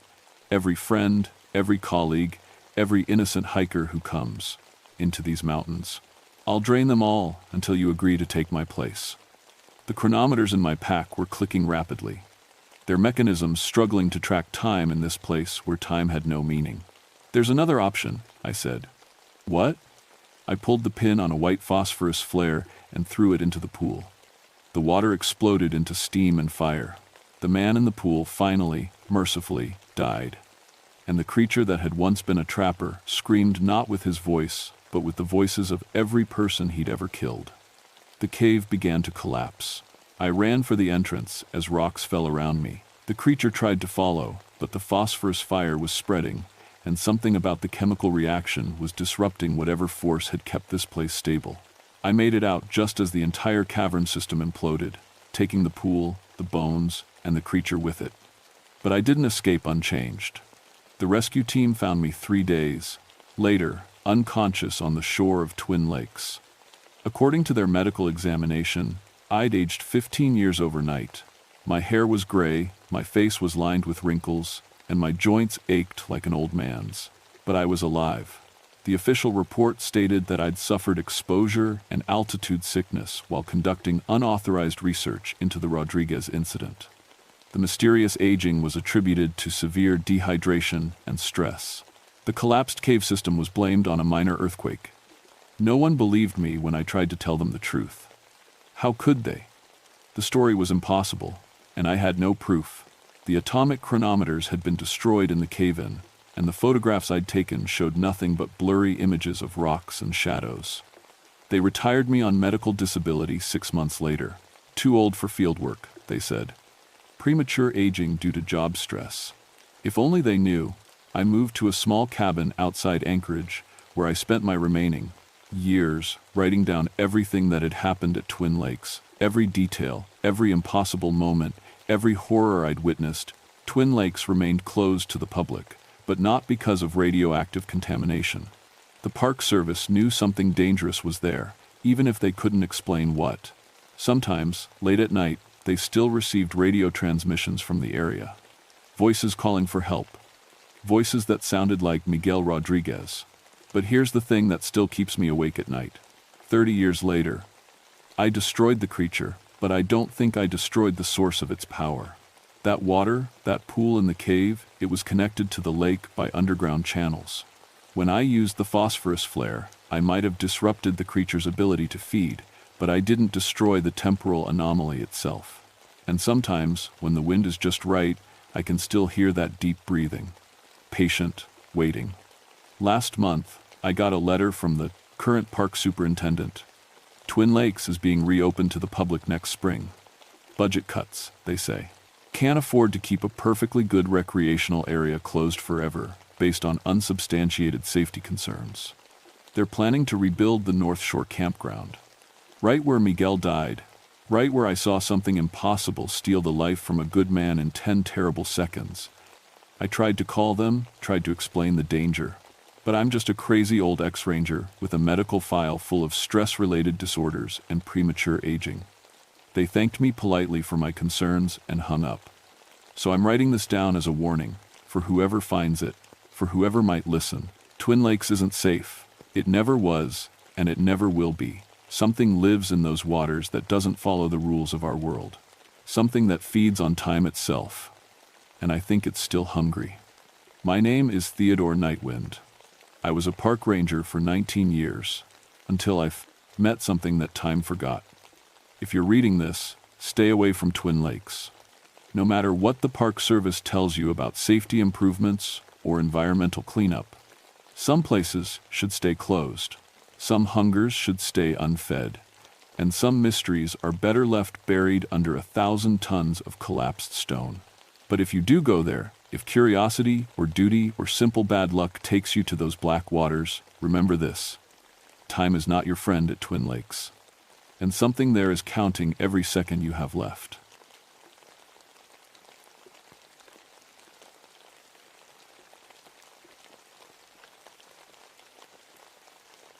My name is Victoria Blackwood, but everyone calls me Vic. I'm a park ranger at Kenai Fjords National Park in Alaska, and I need to tell you what really happened at Exit Glacier in June 1978.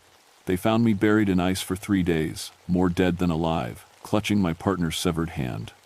The doctors said I was talking backwards, telling the story from end to beginning. Maybe that's how your mind works when something impossible tries to kill you.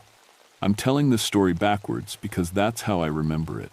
When you almost die, when you see things that can't exist, your brain scrambles everything up like a broken movie reel. So we'll start at the end and work our way back to the beginning, back to when I still thought the world made sense. I've been a ranger here for 8 years now.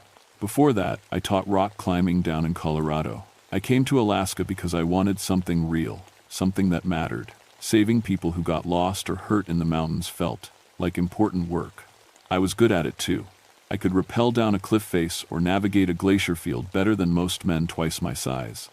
The Kenai Peninsula is beautiful country, but it's dangerous. We get maybe 4 months of good weather, and even then, the mountains can kill you if you're not careful. Exit Glacier sits about 12 miles outside of Seward, a river of ice flowing down from the Harding ice field. Most tourists stay on the marked trails, take their pictures, and go home with stories about Alaska's wild beauty. But some people want more than pictures. They want to climb the glacier, to test themselves against something ancient and deadly. That's how we make our living in the rescue business. Every summer brings new climbers who think they can handle Alaska. Most of them make it home fine, some don't. My partner was Tom Brennan, 28 years old, from Minnesota. He'd been working with me for 2 years, ever since he got out of the Army. Good climber, steady head, never panicked in a tight spot. We made a solid team. He had this habit of making jokes when things got scary, which happened more often than you'd think. The Dena'ina people have stories about these mountains that go back hundreds of years. They used to live here before the Russians came, before Alaska became American territory.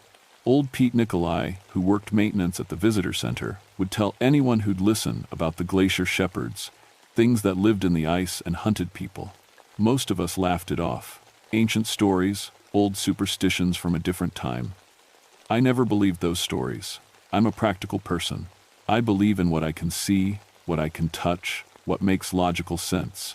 Bears are real. Avalanches are real. Hypothermia is real. Ghost stories are just that. Stories. On June 15th, 1978, we got a call from the state police. A climbing team from Seattle had missed their check-in. 4 experienced climbers, led by a guy named Marcus Webb. They'd registered for a 5-day glacier expedition and were supposed to report back 3 days ago. Their families were worried. The weather had been good, no storms, no unusual conditions. There was no reason for them to be late. Tom and I packed our gear that morning like we'd done 100 times before. Ropes, ice axes, emergency shelter, first aid kit, radio equipment, standard search and rescue loadout. We figured we'd find them stuck somewhere, maybe dealing with an injury or broken equipment. It happens more than you'd think. Mountains have a way of making simple problems complicated. The helicopter dropped us at their last known coordinates, about 6 miles up the glacier from the main trail. The plan was simple: follow their route, look for signs, find them, and get them home safe. We expected to be back at base camp by evening. Tom was in good spirits that morning. He kept making jokes about the glacier ghosts Pete talked about. Maybe the ice monsters got them, he said, grinning as he checked his rope. Maybe we'll find them frozen solid, preserved like cavemen for the next ice age. I wish he'd been wrong. The morning was perfect for glacier work. Clear skies, good visibility, temperature just below freezing. The kind of day that makes you remember why you love this job. We could see for miles across the ice field, the white expanse stretching toward distant peaks. It was beautiful and peaceful, the kind of quiet you only find in wild places. We started up their planned route, following the GPS coordinates they'd filed with the ranger station. The glacier looked normal, the usual mix of solid ice and hidden cracks that you learn to read after years of practice. But something felt different. I couldn't put my finger on it at first. The ice was too quiet. Usually you hear things on a glacier: the groaning of ice settling, the trickle of meltwater, the crack of shifting snow. But this ice was silent, like it was, holding its breath. That should have been our first warning. 3 days before they found me half dead in that crevasse, Tom and I discovered something that changed everything I thought I knew about the world. We'd been following the climbing team's route for about 2 hours when we found their first camp. The campsite was wrong, all wrong. Their tent was still standing, but it was partially buried in fresh snow that couldn't have fallen naturally. The snow was packed too evenly, too deliberately. It looked like someone had shoveled it there. "That's weird," Tom said, kneeling beside the tent. "Look at this."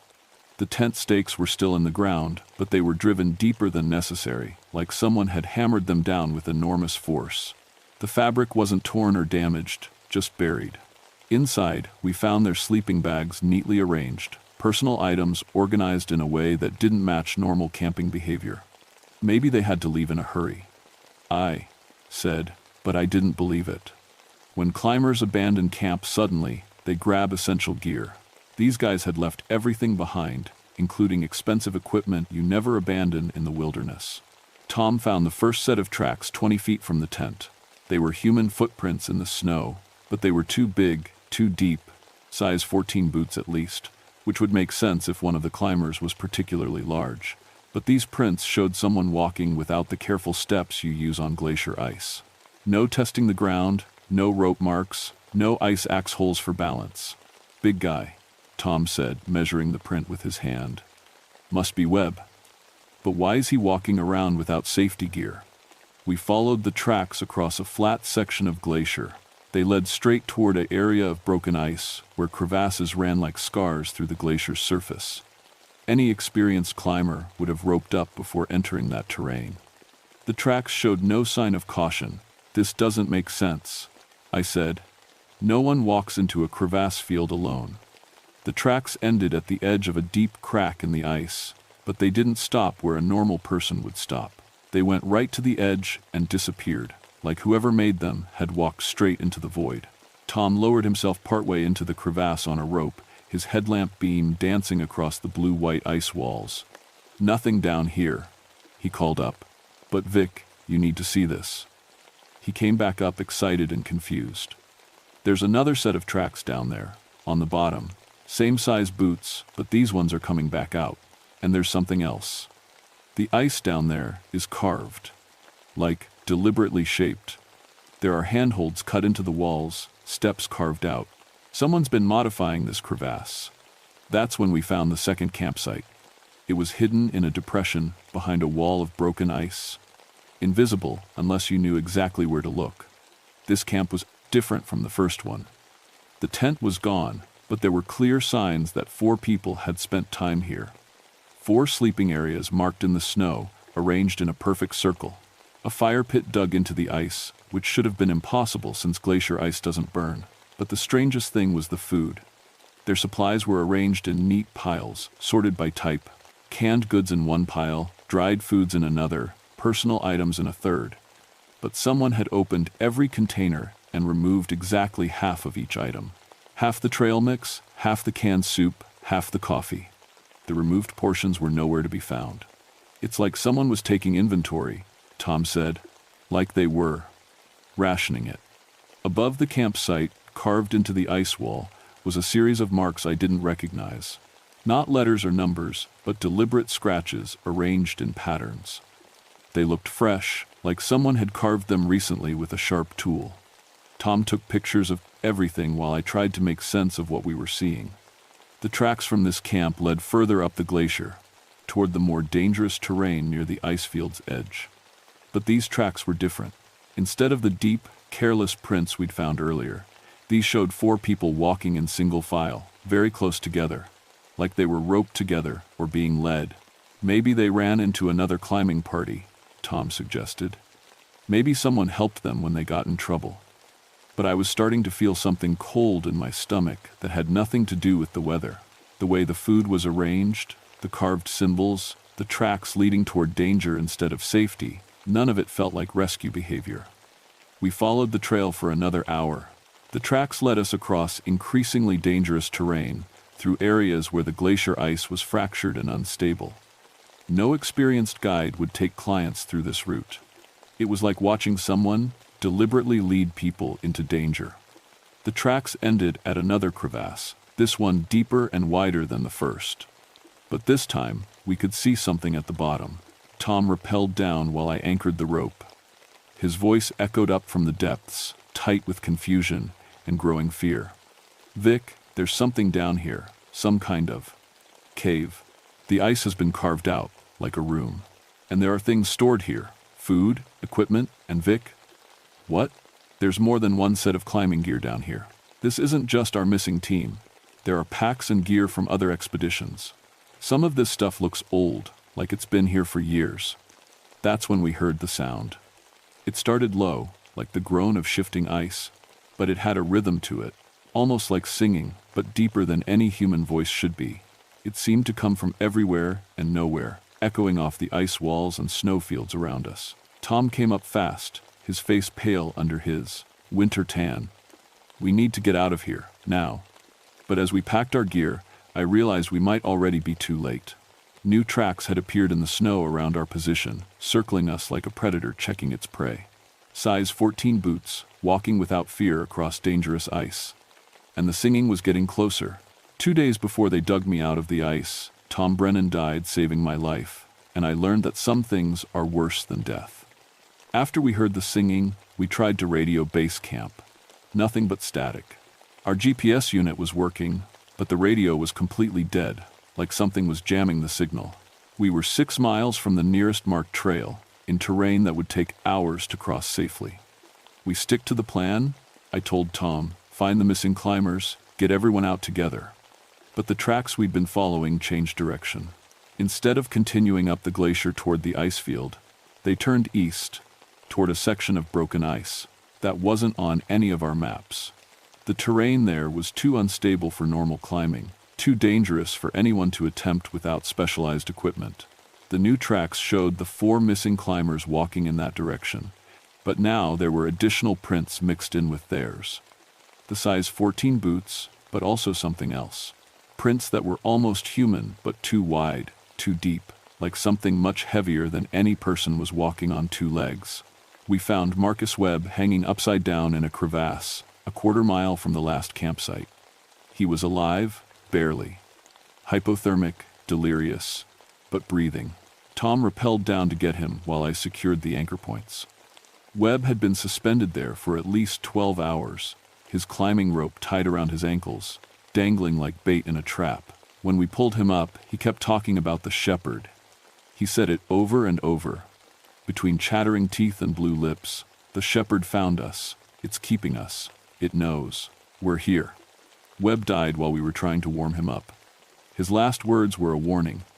It's hurting us, like sheep to slaughter. Don't let it take you to the ice room. That's when Tom and I both realized we were being hunted. The singing started again, closer this time. But now we could hear that it wasn't really singing at all. It was a sound like wind through ice caves, like the groaning of a glacier under pressure, but shaped into patterns that almost sounded like music. And underneath it, something that might have been breathing. We decided to make for the nearest marked trail, abandoning the search for the other 3 climbers. Webb was dead, we had no radio contact, and something was tracking us across the glacier. Every rule of wilderness rescue said to get out and call for backup. But the ice had other plans. Every route we tried to take led us back toward the broken terrain where we'd found Webb. It was like the glacier itself was shifting, blocking our escape routes. Paths that had been clear an hour earlier were now blocked by fresh ice falls. Crevasses appeared where solid ice had been before. "This is impossible," Tom said, staring at his compass. "We've been walking south for 2 hours. We should have hit the main trail by now." The compass needle was spinning slowly, like it couldn't find magnetic north. Our GPS showed our position jumping around randomly, sometimes placing us miles from where we actually were. That's when we saw the ice room. It was built into the side of a crevasse, carved out of the glacier wall, like a natural cave, but clearly shaped by intelligence. The opening was hidden behind hanging ice that formed a kind of doorway. Inside, we could see stored equipment, food supplies, and something else that made my blood freeze. Bodies. Not decomposed, not skeletal, but perfectly preserved in the ice. Men and women in climbing gear from different time periods, some wearing modern equipment, others in older gear that looked like it was from the 1960 seconds or earlier. They were arranged along the walls like stored meat in a freezer. "Jesus Christ," Tom whispered.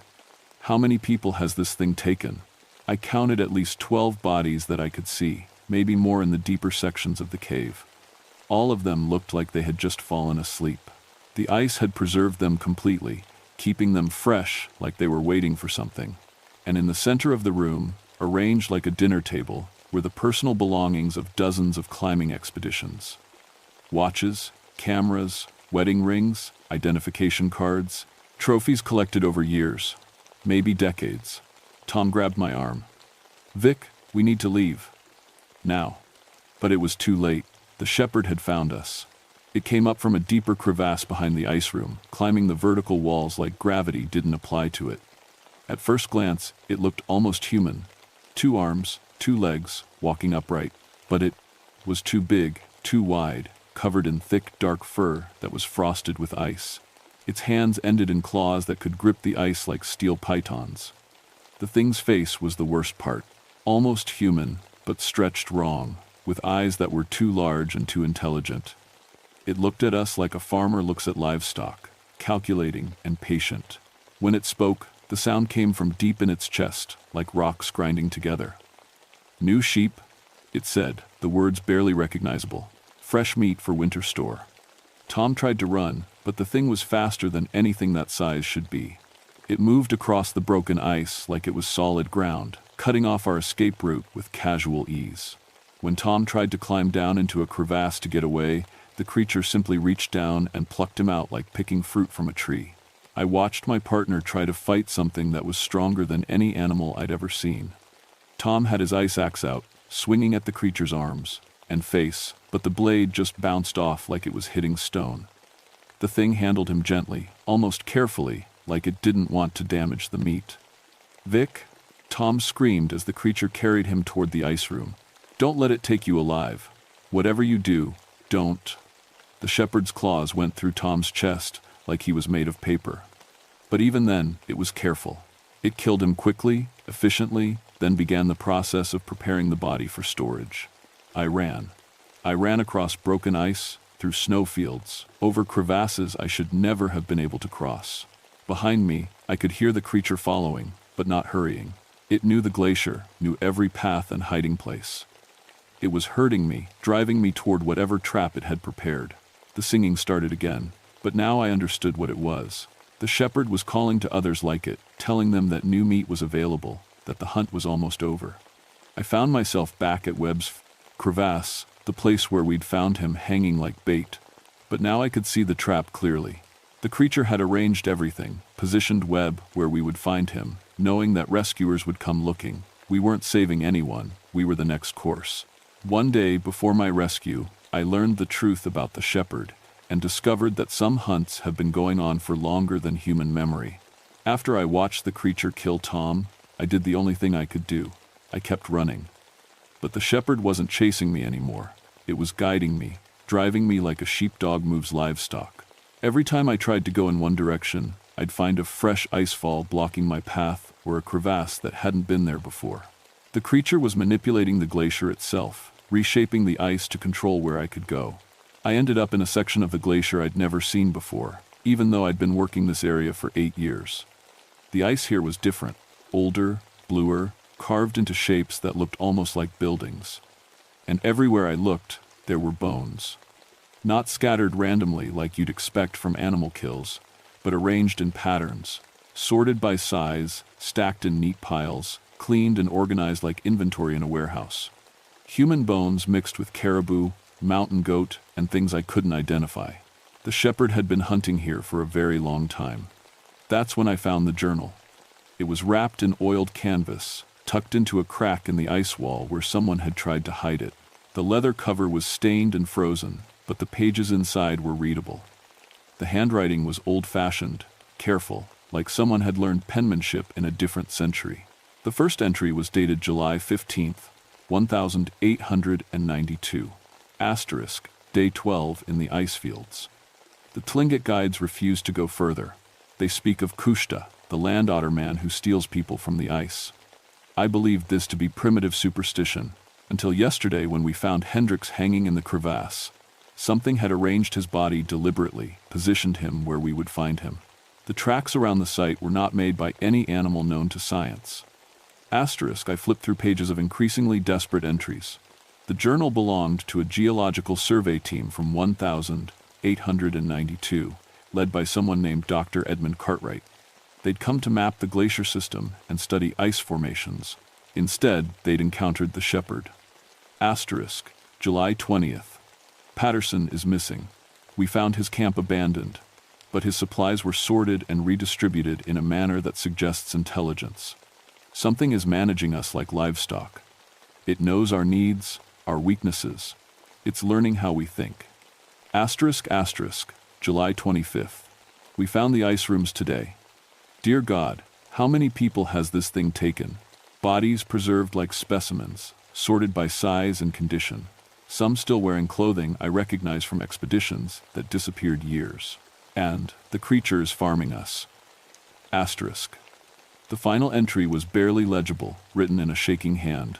Asterisk. August 2nd. I am the last. The creature took Williams this morning. I can hear it singing outside my shelter. It knows I'm here, but it's waiting. It wants me to understand before it takes me. We are not its prey. We are its herd. It has been shepherding humans through these mountains for centuries, taking some, letting others go, maintaining the population. We are livestock that doesn't know it's being farmed. Asterisk. Below that, in different ink, someone had added a final note. Asterisk. The Dena'ina people knew. They called it the shepherd of the ice. Their stories weren't superstitions, they were warnings. Asterisk. I understood then why the creature had let me run, why it wasn't hurrying to catch me. It wasn't hunting me, it was teaching me, showing me the scope of its operation, the intelligence behind what looked like random killings. The shepherd wanted me to understand what I was dealing with before it added me to its collection. But understanding gave me something the shepherd hadn't expected, knowledge of how it operated. The creature appeared while I was reading the journal, rising from a crevasse like it had been waiting underground. In daylight, without the fear clouding my vision, I could see it more clearly. It was huge, maybe 8 feet tall and built like a bear, but it moved with purpose and intelligence that no animal possessed. Read the old words, it said in that grinding voice. Learn the truth. You understand now. You've been doing this for over a century, I said, surprised by how calm my voice sounded. Much longer, the ice remembers. The old people knew to stay away, but new people keep coming. Soft people who don't understand the mountain's rules. The creature gestured toward the ice rooms with one massive clawed hand.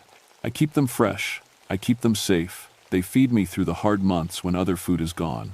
The climbing expeditions that disappear, you arrange it. I guide them to the ice. I teach them to fear. Fear makes the meat tender. Some I take, some I send away to bring others. The survivors tell stories, and the stories bring more sheep to the mountain. I realized then that every climbing accident in the area, every mysterious disappearance, had been orchestrated. The shepherd wasn't just a predator, it was a rancher.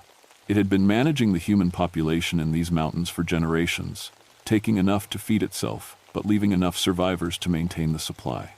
What do you want from me? The creature tilted its massive head, considering. You are strong. You know the mountain. You could help guide the sheep to better ice, safer harvesting. It was offering to make me its partner. I could teach you the old ways, it continued. Show you how to read the ice, how to shape it. You could live longer than the soft people. Much longer. The journal had mentioned that some early explorers had simply vanished without a trace, their bodies never found. I wondered now if they had accepted similar offers, if there were human helpers working with the shepherd, people who had traded their humanity for survival. The creature took a step closer, and I could smell the ancient cold that surrounded it. Ice and death and patient hunger. Choose now, it said. Be meat or be shepherd. I made my choice by diving into the nearest crevasse. They found me 3 days later, buried under ice that had collapsed into the crevasse where I'd taken shelter. Hypothermic, delusional, clutching Tom's severed hand that the shepherd had thrown down after me like a final insult. The official report said that Tom and I had encountered a section of unstable glacier ice during our search for the missing Seattle climbing team. The ice fall that killed Tom and trapped me was listed as a natural geological event, unfortunate but not unusual, for the area. The 4 missing climbers were never found, presumed lost to crevasse falls and adverse weather conditions. The area around Exit Glacier was quietly redesignated as geologically unstable and closed to independent climbing expeditions. New regulations required all climbing parties to use approved guides and stick to established routes. No one was allowed to camp overnight on the glacier without special permits that were almost never granted. Old Pete Nikolai visited me in the hospital while I was recovering. He brought traditional tea made from fireweed and devil's club, and he didn't act surprised when I told him the real story. My grandfather's grandfather knew about the shepherd, he said quietly. We have stories going back 10 generations. The ice thing has always been there, always hunting. But it got worse after the gold rush brought so many outsiders to the mountains. Pete explained that the Denayina had treaties with the shepherd, old agreements, that kept it contained to certain areas of the glacier. But as more tourists and climbers came to Alaska, the creature had expanded its territory, adapted its methods. Your people don't listen to the old warnings, Pete said. They think our stories are just legends, but some legends are instructions for staying alive. I spent 6 months on medical leave, officially recovering from severe frostbite and trauma. Unofficially, I was trying to decide whether to go back to work or transfer to a different park, somewhere without ancient predators managing human populations like livestock. In the end, I stayed. Someone had to know the truth about what was really happening in those mountains. Someone had to watch for the signs, to look for the patterns that marked the shepherd's activities. I learned to read the missing person reports differently, to spot the disappearances that didn't follow normal lost hiker patterns. When climbing parties went missing in the Exit Glacier area, I made sure the search teams knew to avoid certain routes, certain ice formations that looked safe but weren't. Most importantly, I made sure the Denayina stories were recorded properly, filed with the Park Service as legitimate safety information rather than dismissed as folklore. Future rangers would have access to the real history of these mountains, even if they didn't believe it. But sometimes, on clear winter nights, when the glacier ice sings in the wind, I hear something else mixed in with the natural sounds. A low calling, patient and persistent, like a rancher checking on his herds. The shepherd is still out there. Still hunting, still farming, still waiting for the next group of soft people who think they can challenge the mountain without understanding its rules. And every year, new climbers come to Alaska, drawn by stories of wilderness, adventure, and natural beauty. They file their permits, check the weather reports, pack their modern equipment, and head up into the ice fields with confidence that technology and preparation can keep them safe. Most of them come back with amazing photos and stories of conquest over nature. But some don't come back at all, and in the official reports, they're always listed as climbing accidents.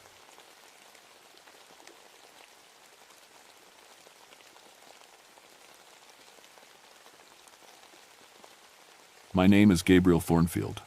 Most people call me Gabe. I've been a park ranger for 9 years now, and I love my job more than anything else in the world. I work at Kobuk Valley National Park in Alaska, way up north where most folks never go. It's a strange place, sand dunes in the middle of the Arctic, like someone dropped a piece of the Sahara Desert into the frozen wilderness. I'm not just any ranger, though. I studied plants in college, became what they call a botanist. The Park Service sent me here because the Kobuk sand dunes are special. They're the only place like this in the whole Arctic. Warm sand surrounded by cold tundra and mountains. The plants that grow here don't grow anywhere else on Earth. That's my job, to study them, protect them, and try to understand how they survive in such a weird place. July 1988 was supposed to be my best summer yet. The weather was perfect, warm and sunny almost every day. The dunes stretched out like golden waves, 30 square miles of sand that felt hot under my boots even in Alaska. I had a research partner that year, Dr. Sarah Kim from the University of Alaska. She was smart, maybe the smartest person I'd ever met, and she knew more about plant diseases than anyone I'd worked with. Sarah arrived at my ranger station on July 3rd. She was small and quiet, with thick black hair always pulled back in a ponytail. She wore round glasses that made her look like a librarian, but she could hike 20 miles without getting tired. We got along great from the start. "This place is amazing, Gabe," she said on her first morning, looking out at the dunes. "I can't believe plants can grow in pure sand like this." I handed her a cup of coffee and pointed toward the strange patterns we could see from our cabin porch. "That's what I want to show you. Look at how the plants are growing." Even from a distance, you could see something wasn't right. The vegetation wasn't scattered randomly like it should be.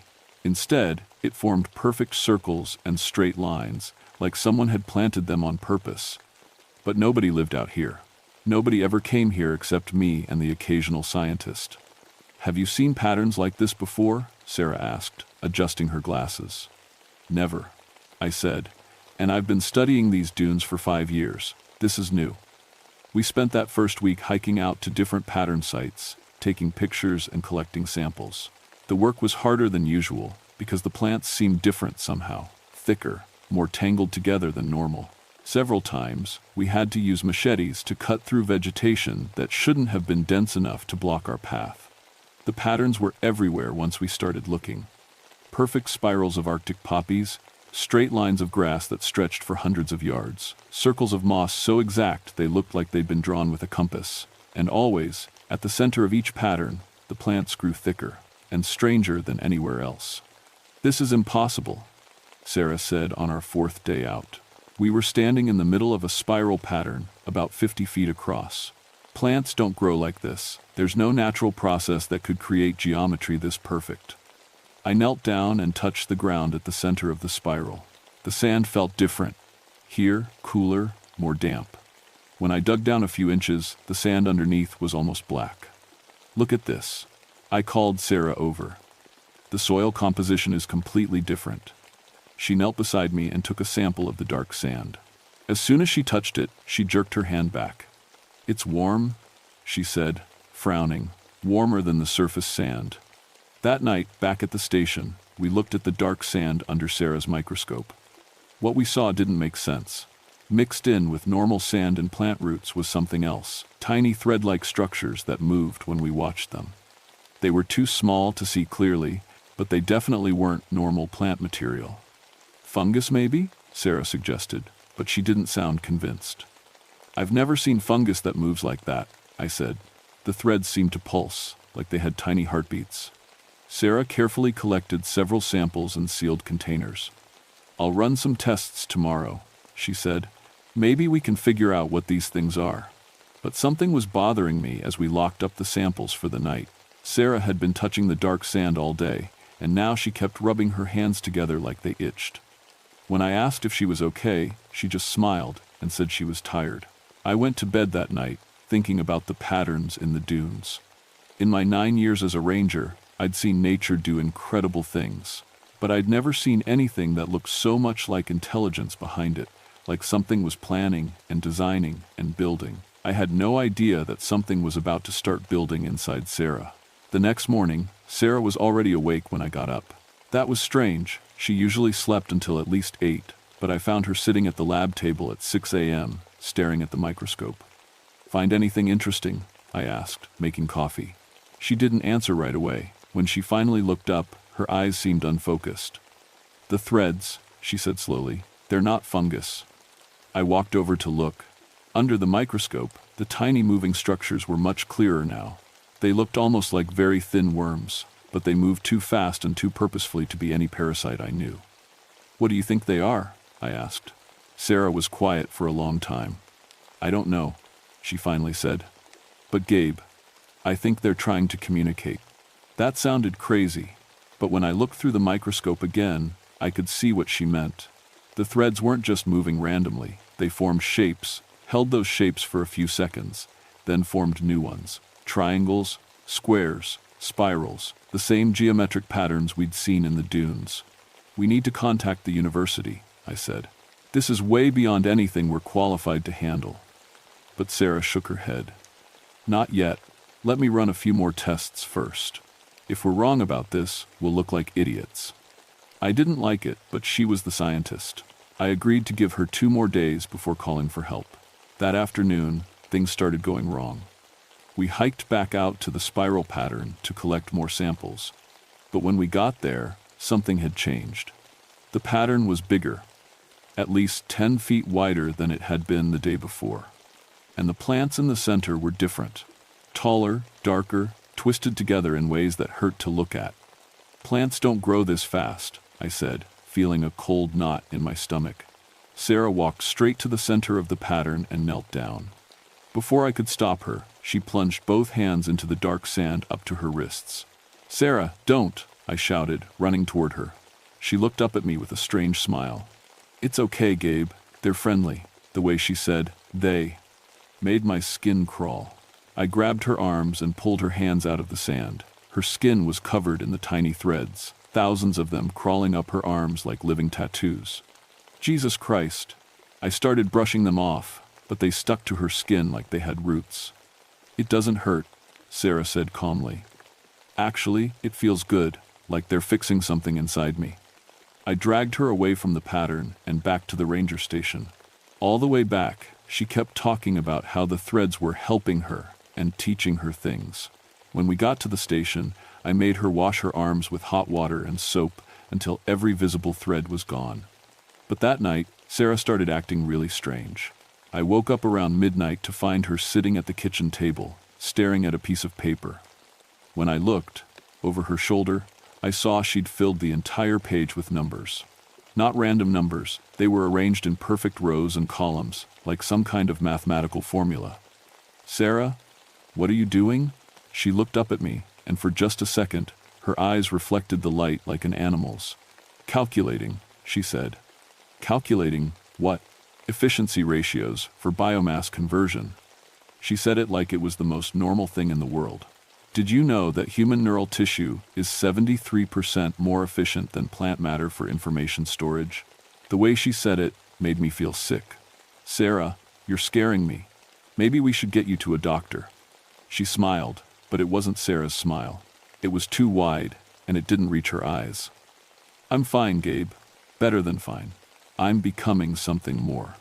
I stayed awake the rest of the night, watching her fill page after page with equations I couldn't understand.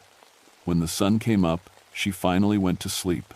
But she slept sitting up in the chair with her eyes open. That's when I decided to call for help. But when I tried to use the radio, nothing happened. The equipment was working fine, but every frequency was filled with the same sound, a low humming noise that seemed to match the rhythm of Sarah's breathing. We were cut off. Just me and whatever Sarah was becoming. On our 3rd day, I woke up to find Sarah standing in the lab, holding one of the sealed sample containers. The container was empty. "Where are the samples?" I asked. She turned around, and I saw that her lips were stained black. "I needed to understand them better," she said, "so I tasted them." "You ate them?" I couldn't believe what I was hearing. "Sarah, those could be toxic. We need to get you to a hospital right now." But she just laughed. "Gabe, hospitals can't help me anymore. Nothing can. I'm changing into something wonderful." As she spoke, I could see the tiny threads moving under her skin, creating patterns on her face and neck. Her eyes were completely black now, not just the pupils but the whole eye, like someone had filled them with ink. "You should try it," she said, reaching for another sample container. "It doesn't hurt, it makes everything clear." I backed away from her. "Sarah, this isn't you talking. Something is controlling you." "Nothing is controlling me," she said, and her voice sounded different now, deeper, with weird echoes like multiple people speaking at once. "I am becoming part of something much larger. We are becoming part of something much larger." That's when I realized she was talking about more than just herself. She was talking about me too. I ran outside and locked the lab door behind me. Through the window, I could see Sarah pressing her hands against the glass, still smiling that horrible smile. The threads under her skin were moving faster now, forming spirals and triangles just like the patterns in the dunes. I had to get out of there. I had to find help. But as I looked out at the sand dunes, stretching away in every direction, I realized something that made my blood turn cold. The patterns weren't just in a few spots anymore, they were everywhere. The entire landscape was covered in perfect geometric designs of vegetation, spreading out as far as I could see. Whatever was inside Sarah, it wasn't working alone. And it was much, much bigger than I'd thought. I spent that night in my truck, with the doors locked, trying to figure out what to do. Every time I looked at the ranger station, I could see Sarah moving around inside, but she wasn't moving like a normal person anymore. She was too fluid, too quick, like her joints worked differently now. Around 3 in the morning, she came outside. I watched through my truck window as she glided, across the sand toward one of the spiral patterns. When she reached the center, she knelt down and pressed both hands into the dark sand. Immediately, the plants around her began to grow. I could actually see them getting taller and thicker in the moonlight. But that wasn't the worst part. The worst part was that I could hear her singing. It wasn't any song I'd ever heard. It wasn't even like human music. It was more like the sound wind makes when it blows through rocks, or the noise water makes when it runs over stones. But somehow, I knew it was a song. And somehow, listening to it made me want to walk out there and join her. I started the truck and drove away as fast as I could. The nearest town was Kotzebue, about 60 miles south. I drove through the night, stopping only when I absolutely had to rest. But every time I stopped, I could hear that singing in the distance, carried on the wind. And every time I heard it, it was a little bit louder, a little bit closer. When I finally reached Kotzebue, I went straight to the police station. The officer on duty was a guy named Jim Colleague who I'd met a few times before. "Gabe," he said when I walked in, "you look terrible. What happened out there?" I tried to explain, but it sounded crazy, even to me. A parasitic organism that took over people's minds, perfect geometric patterns growing in the wilderness. My research partner turning into something inhuman. Jim listened politely, but I could see in his eyes that he thought I'd lost my mind. "Look, Gabe," he said when I finished. "You've been alone out there for weeks. Sometimes isolation can play tricks on your mind. Why don't we call a doctor, get you checked out?" "I'm not crazy," I said. "You have to send someone out there to check on Sarah. She's in trouble." Jim agreed to drive out with me the next morning, mostly to humor me, I think. But when we got to the ranger station, Sarah was gone. The lab had been destroyed from the inside. Equipment was scattered everywhere, and the walls were covered in the same mathematical equations Sarah had been writing. But, worse than that, there were handprints on the walls, hundreds of them, all in that same black substance we'd found in the sand. "What the hell happened here?" Jim whispered. I found a note on my desk in Sarah's handwriting. "Gabe, I've gone back to the source to complete the integration. You should come too. It's beautiful here. You'll understand everything once you let them inside. They're waiting for you in the spirals. They've always been waiting." Jim radioed for backup and a search team. Within a few hours, the ranger station was full of state troopers and search and rescue volunteers. They organized teams to look for Sarah, but I told them not to bother. Whatever Sarah had been, she wasn't human anymore.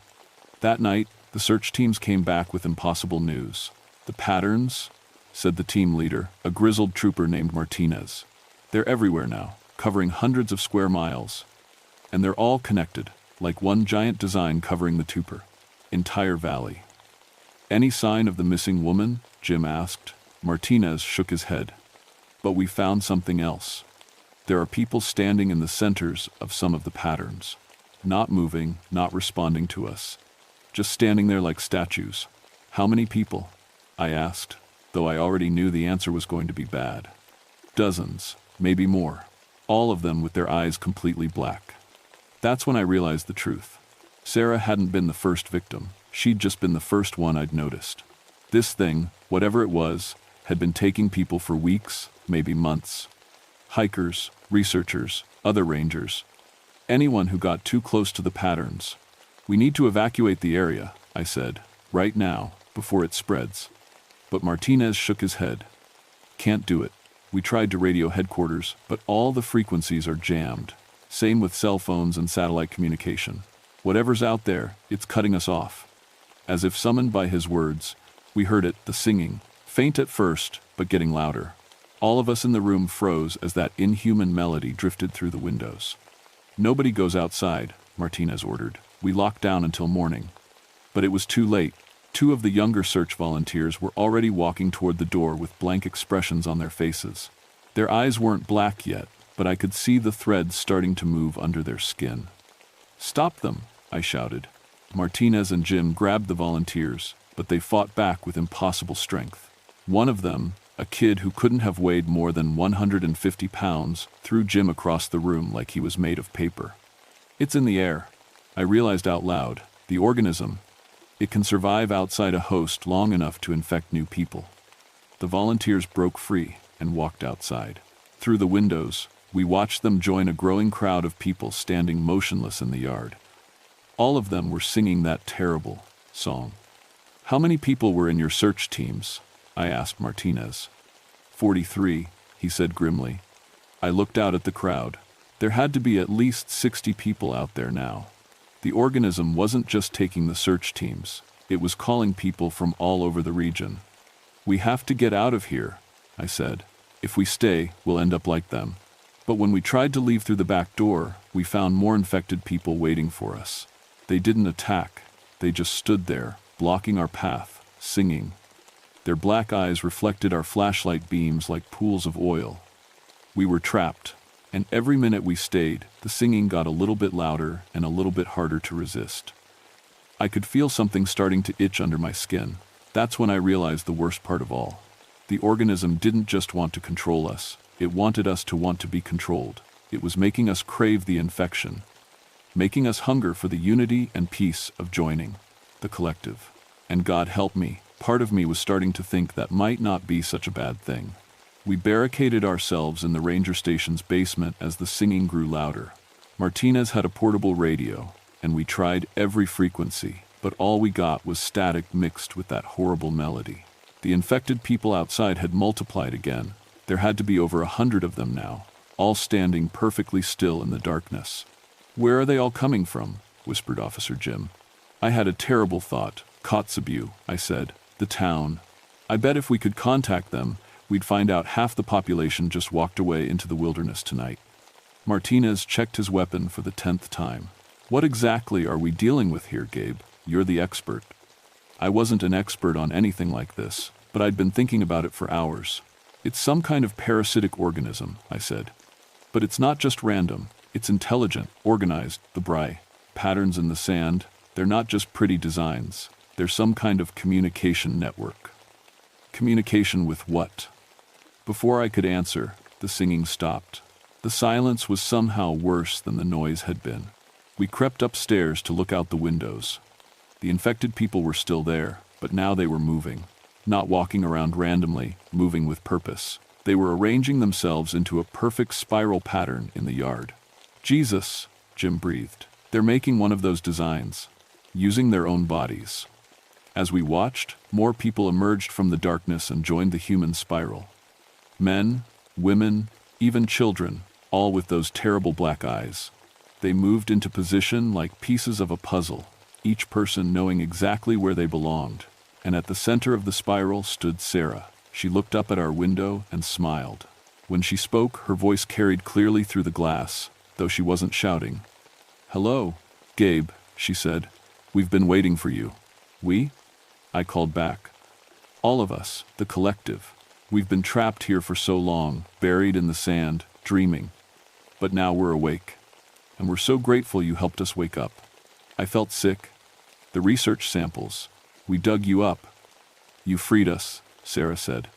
Her voice was still recognizable, but underneath it, I could hear something else, multiple voices speaking in perfect unison. For thousands of years, we waited in the dark sand. We sent out tiny pieces of ourselves, trying to find suitable hosts. But the local ecosystem wasn't complex enough. We needed something more sophisticated. We needed human neural networks. "What are you?" Martinez demanded from behind me. Sarah's smile widened. "We are efficiency, Officer Martinez. We are unity. We are the end of loneliness and confusion and pain. Every person who joins us adds their knowledge, their memories, their skills to the collective, and in return, they receive perfect peace and understanding." "You're killing people," Jim said. "We're improving them," Sarah replied. "Gabriel, you've seen how much I've changed. I remember everything I used to be, but now I'm so much more. I can calculate complex equations in my head. I can communicate with plants and animals. I can feel the heartbeat of every living thing for miles around. Don't you want to experience that?" Part of me did want it. I could feel something pulling at my mind, trying to convince me that joining them would solve all my problems.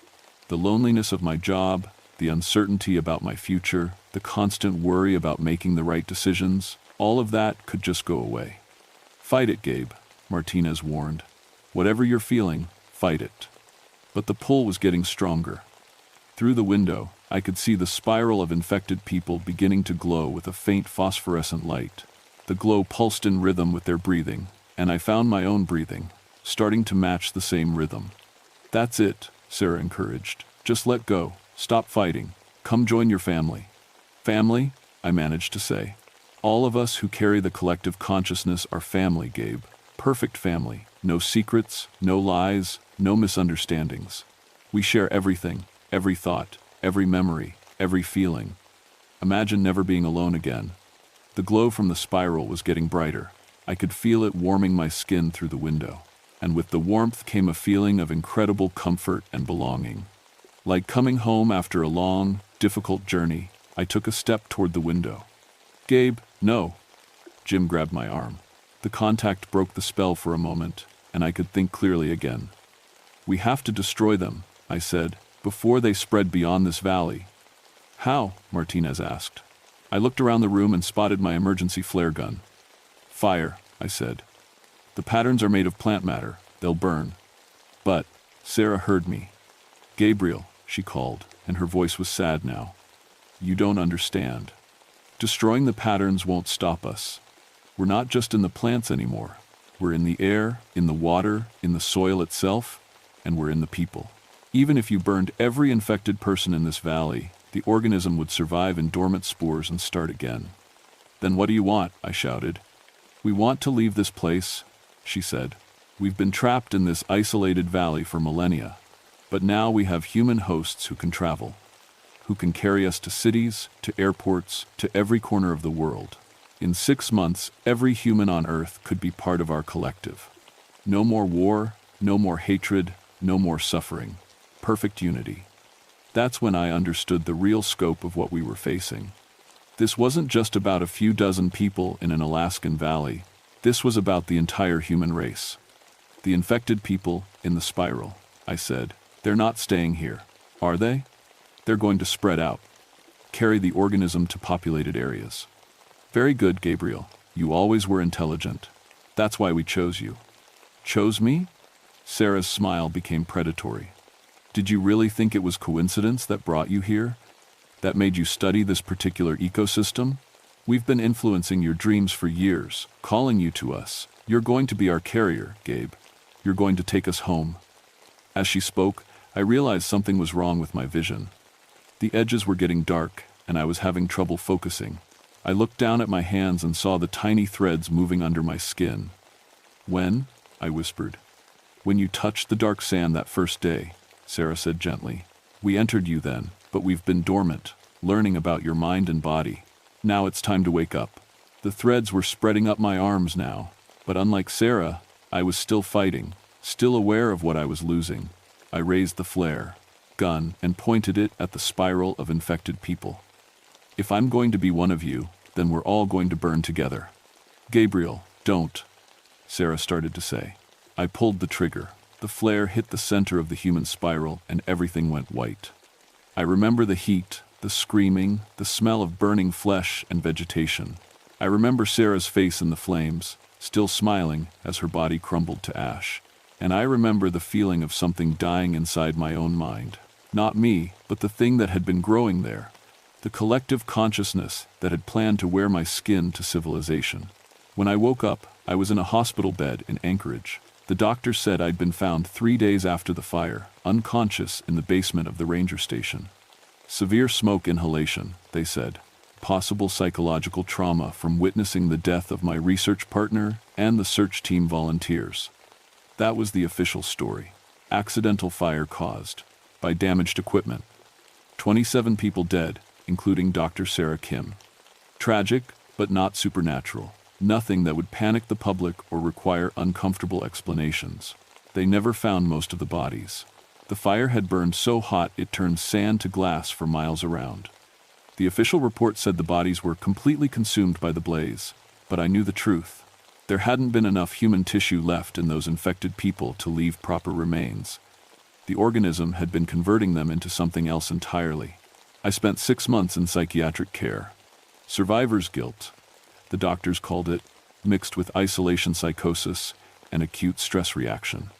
They gave me medication and therapy and slowly convinced me that most of what I remembered hadn't really happened. The geometric patterns, the mind-controlling organism, the collective consciousness, CO, all hallucinations brought on by carbon monoxide poisoning from faulty equipment. I almost believed to them. But sometimes, late at night, I can still feel the threads moving under my skin, just for a second, just at the edge of awareness. And sometimes I catch myself doing mathematical calculations in my head, complex equations that I shouldn't know how to solve. The area around Kobuk Valley is still off limits. Environmental contamination, they say. Dangerous chemical residue from the fire. But I know Park Service helicopters fly over it regularly, checking for signs of regrowth. Checking to make sure nothing survived in the deep sand where the fire couldn't reach. Last year, I started having the dreams again. Not the vague, pulling sensation that had originally drawn me to the valley, but clear, detailed visions. I see other places now, remote areas in Canada, in Siberia, in northern Scandinavia, cold, isolated places where ancient things might be sleeping under the permafrost, waiting for the right conditions to wake up. I know I should report the dreams to someone. But who would believe me? And what if believing is exactly what they want? What if the organism I thought I killed in the fire was just one small part of something much larger? I'm 48 years old now, and I work as a fire safety inspector in Anchorage. It's a quiet job, far from any wilderness areas. But sometimes, when I'm alone in a building after hours, I hear the singing, faint and distant, but getting closer every year. I'm not Gabriel Thornfield anymore, not entirely. I'm not sure what I am, but I know that someday, when the time is right, I'm going to walk into the wilderness and find the source of that singing. And when I do, I'll finally understand what I've become. The threads are moving again as I write this. They know I'm thinking about them. They know I'm remembering. They're getting stronger. And God help me, I think I'm looking forward to seeing what they have planned. Asterisk. End of recording, found in the personal effects of Gabriel Thornfield, deceased 2019. Cause of death, hypothermia. Body discovered in Denali Wilderness after apparent suicide hike. No evidence of foul play. Case closed.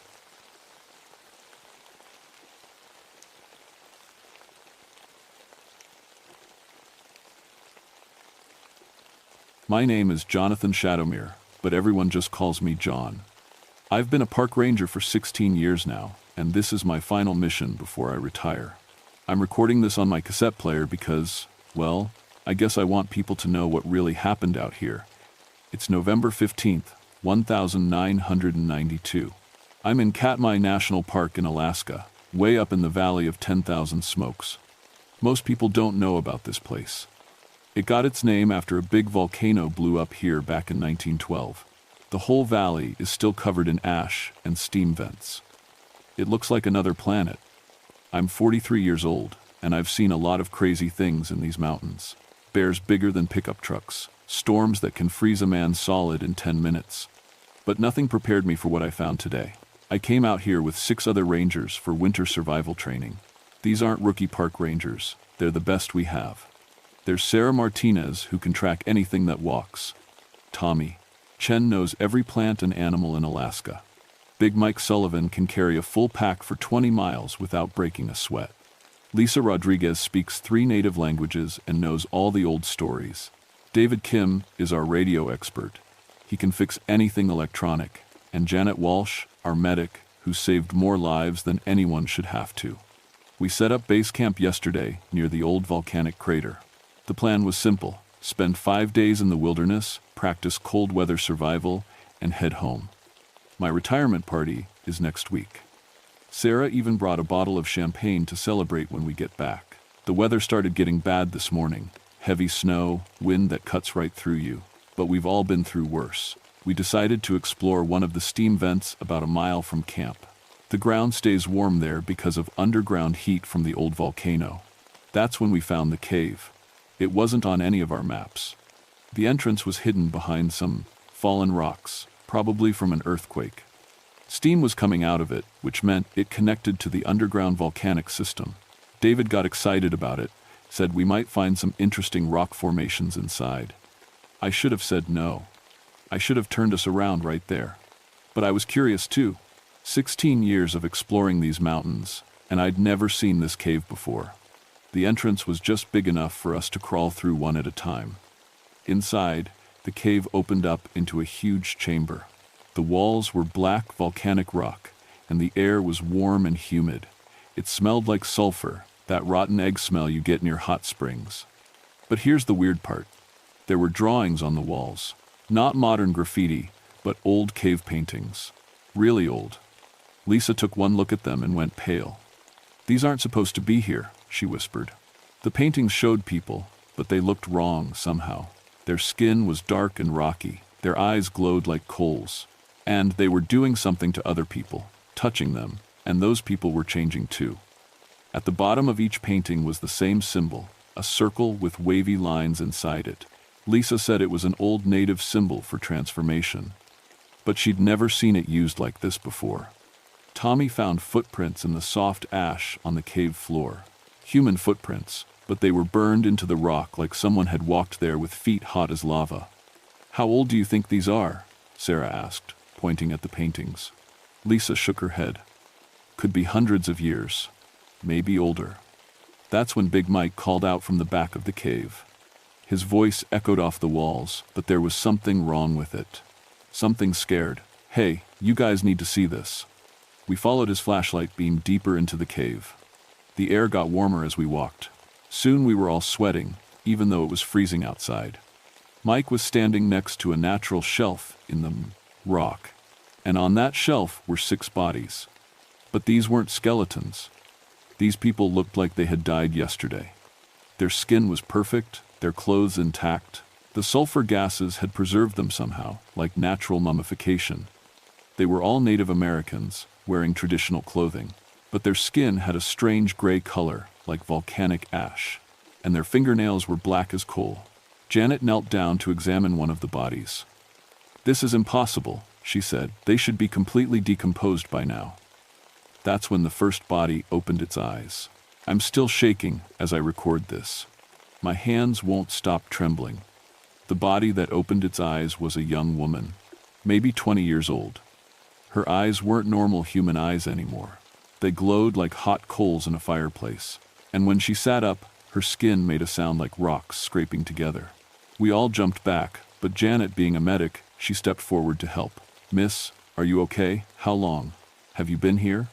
The woman turned her head toward Janet, and I saw cracks in her skin like dried mud. When she opened her mouth to speak, steam came out instead of breath. "The circle must be completed," she said. Her voice sounded like wind through a cave. Then she reached out and touched Janet's arm. Janet screamed. Not a normal scream, but something that echoed through the whole cave system. Where the woman touched her, Janet's skin started turning gray. The change spread up her arm like infection. "Get away from her!" I shouted, and we all grabbed Janet and pulled her back. But it was too late. The gray was already spreading across her shoulder, moving toward her heart. Janet looked at her arm in horror. "It doesn't hurt," she whispered. "It feels warm." That's when the other 5 bodies started waking up. One by one, they opened their glowing eyes and sat up. Their movements were slow and stiff, like they were learning how to use their bodies again. But they all said the same thing. The circle must be completed. David grabbed his radio and started calling for help, but all we got was static. The volcanic rock was blocking our signal. "We need to get out of here," Sarah said. She was trying to sound calm, but I could hear the fear in her voice. We helped Janet toward the cave entrance. The gray had spread to her chest now, and her skin felt hot to the touch. But she could still walk, still talk normally. "I'm okay," she kept saying. "I feel fine. Actually, I feel better than fine." The 6 preserved people followed us. They moved slowly, but they never stopped. And with each step, the temperature in the cave seemed to get hotter. We made it to the entrance and crawled out into the snow. The cold air hit us like a slap, and I had never been so happy to feel freezing wind. But when we looked back, the 6 people were still coming. They crawled out of the cave one by one, and the snow melted around them as they stood up. "How is this possible?" Tommy whispered. Lisa was backing away, her face white with terror. "The old stories," she said. "My grandmother told me stories about the volcano spirits. People who got too close to the heart of the mountain and became part of it. That's just legend," Big Mike said. But his voice didn't sound sure anymore. The gray on Janet's skin had reached her neck. She was starting to glow softly, like coals in a dying fire. "I can feel it," she said. "The mountain. It's alive, and it's been sleeping for so long." One of the 6 people stepped forward. An old man with long gray hair. "We have waited," he said. "The mountain calls to its children. 7 must join to wake the ancient fire." "7?" David said. "There are 6 of you, and 1 of Janet." The old man smiled, and I saw that his teeth were black obsidian. 7 to begin. Then the fire spreads. That's when Janet started changing more rapidly. The gray reached her face, and her eyes began to glow. But she was still Janet. She looked at us with those burning eyes and said, "Run." We ran, through the snow, through the steam vents, back toward our camp. Behind us, I could hear footsteps that sizzled in the snow. The 6 preserved people were following, and now Janet was with them. But they weren't chasing us exactly. They were herding us. Every time we tried to go east toward the main trail, one of them would appear in our path. We were being pushed deeper into the volcanic valley, farther from any hope of rescue. We made it back to camp as the sun was setting. Our tents looked normal, peaceful, but the temperature was rising. Even in the middle of a November snowstorm, the air around our camp was getting warm. "We need to radio for help," David said. He tried his equipment again, but now we weren't getting static. We were getting voices. Janet's voice, but changed. Deeper, like it was coming from underground. "Don't fight it," her voice crackled through the radio. "The mountain wants to come alive again. We're going to help it." Then other voices joined in. The 6 preserved people. But now they weren't just speaking in English. They were speaking in a language none of us recognized. A language that sounded like rocks grinding together and steam escaping from deep places. Sarah grabbed my arm. "John, look at the ground." Around our camp, the snow was melting in perfect circles, and in each melted circle, the ground was starting to glow red. That's when we realized the truth. The cave wasn't just where the volcano spirits lived. The whole valley was waking up. And we were standing right in the middle of it. The ground started shaking around 10 that night. We had barricaded ourselves in the largest tent, but it wasn't really protection against what was coming for us. Outside, we could hear them walking around our camp. 7 figures now, including Janet. They didn't try to hide. Every step they took melted the snow and left glowing footprints in the rock. Janet, I called out through the tent wall. Janet, if you can hear me, please fight this thing. Her voice came back changed, deeper, but still recognizably her. John, I can hear you. But I don't want to fight it anymore. Do you know what it's like to feel the heartbeat of a mountain? To understand how the earth breathes. Sarah was checking her rifle. How do we fight something like this? You can't fight us, came another voice. The old man from the cave. We are stone and fire. We are the mountain's children, and the mountain is waking up after 80 years of sleep. Tommy had our maps spread out on the tent floor. Look at this, he said. The 1912 eruption happened right here, right where we're standing. What if those people in the cave were here when it happened? What if they didn't die? Lisa was shaking. My grandmother said the mountain took 7 warriors to guard its sleep. She said they would wake when the mountain was ready to breathe fire again. The voices outside started chanting in that grinding, rocky language. With each word they spoke, the ground shook harder. Through the tent wall, we could see orange light getting brighter. Big Mike unzipped the tent flap just enough to peek outside. Oh God, he whispered. You guys need to see this. Against our better judgment, we looked. Our camp was surrounded by glowing cracks in the earth. Lava was seeping up through the rocks, turning the snow to steam. And the 7 figures were standing in a circle around us, their skin now completely gray and glowing. They weren't human anymore, but they weren't completely lost either. Janet looked right at us. It doesn't hurt, she said. When you stop fighting it, it's beautiful. The fire runs through your veins like music.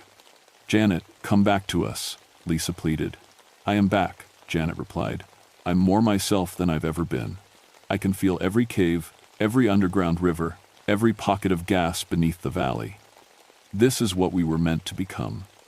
David was frantically working with his radio equipment. I'm getting something, he said. There's a helicopter about 50 miles out. They're coming to pick us up. No, said the old man from the cave. The circle must not be broken.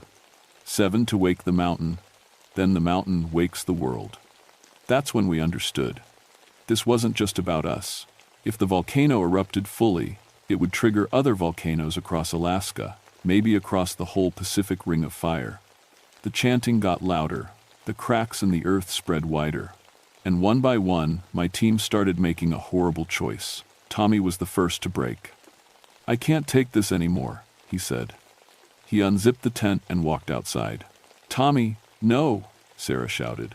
But Tommy walked straight to the circle of 7. Janet reached out and touched his hand, and we watched our friend's skin turn gray and start to glow. It's okay, Tommy called back to us. His voice was already changing. It really doesn't hurt, and the things I can see now, the whole mountain is like a living creature. Now there were 8 of them. Big Mike lasted until midnight. The constant chanting, the heat building under the ground, the knowledge that we were trapped, it broke him down. Maybe they're right, he said. Maybe this is supposed to happen. He walked out before we could stop him. Janet and Tommy both touched him, and within minutes, Mike's massive frame was glowing like a living coal.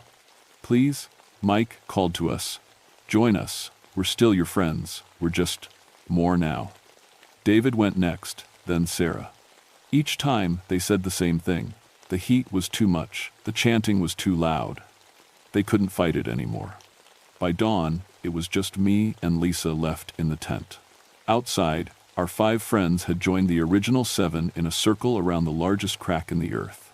The orange glow was so bright now that we couldn't look directly at it. Lisa, I said, we have to get out of here. She was crying. Where can we go? They're everywhere. And even if we run, what happens when this mountain erupts? How many people die? The chanting stopped suddenly. In the silence, we heard Sarah's voice. John, Lisa, there's something you need to know. We listened. The helicopter, she continued. It's not coming to rescue you. We called them off. We can't let anyone else interfere with the awakening, David's voice joined in. But we want you to choose freely. You can run if you want. Try to make it to the main trail. But the mountain is waking up either way. With 12 of us, or with 7.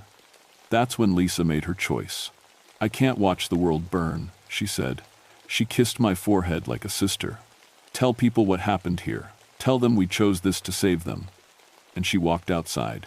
I watched through the tent flap as my last friend joined the circle. Now there were 13 figures glowing around the crack in the earth. As soon as Lisa's transformation was complete, they all raised their hands to the sky. The ground split open. Lava erupted 20 feet into the air, but it didn't spread outward like a normal eruption. The 13 figures were controlling it, shaping it, keeping it contained to our valley. And I understood. They weren't trying to destroy the world. They were trying to save it by becoming living pressure valves for the volcano. They were sacrificing their humanity to prevent a global catastrophe. But I also understood something else. This was just the beginning. Other volcanoes would wake up eventually, and when they did, they would need their own guardians. The mountain spirits weren't evil, they were necessary, but I couldn't join them. Someone had to survive to tell this story. So I ran. I made it 3 miles before they caught up with me. I was stumbling through deep snow, following what I hoped was the trail back to civilization. My feet were numb, my lungs burned in the cold air, but I kept running. Behind me, the sky was orange with volcanic light, but it wasn't spreading. My friends were keeping the eruption controlled. That's when I heard footsteps in the snow behind me. I turned around, expecting to see one of the 13. Instead, I saw Janet. Just Janet. She looked almost normal, except for the gray tint to her skin and the soft glow in her eyes. "John," she said, "you can't leave. Not yet. Janet, please. I have to tell people what happened here." She smiled sadly. "I know, and you will. But first, you need to understand something." She gestured back toward the valley, where the orange glow was pulsing like a heartbeat. "We're not the only ones, John. There are volcanoes all over the world. Yellowstone, Mount Rainier, the ones in Japan and Indonesia, they're all connected underground. They're all part of the same system." "What are you saying?" "The mountain showed us.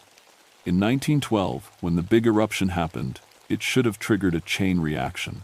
Volcanoes all across the Pacific should have erupted together. It would have blocked out the sun for years. Millions of people would have died." I stared at her. But that didn't happen.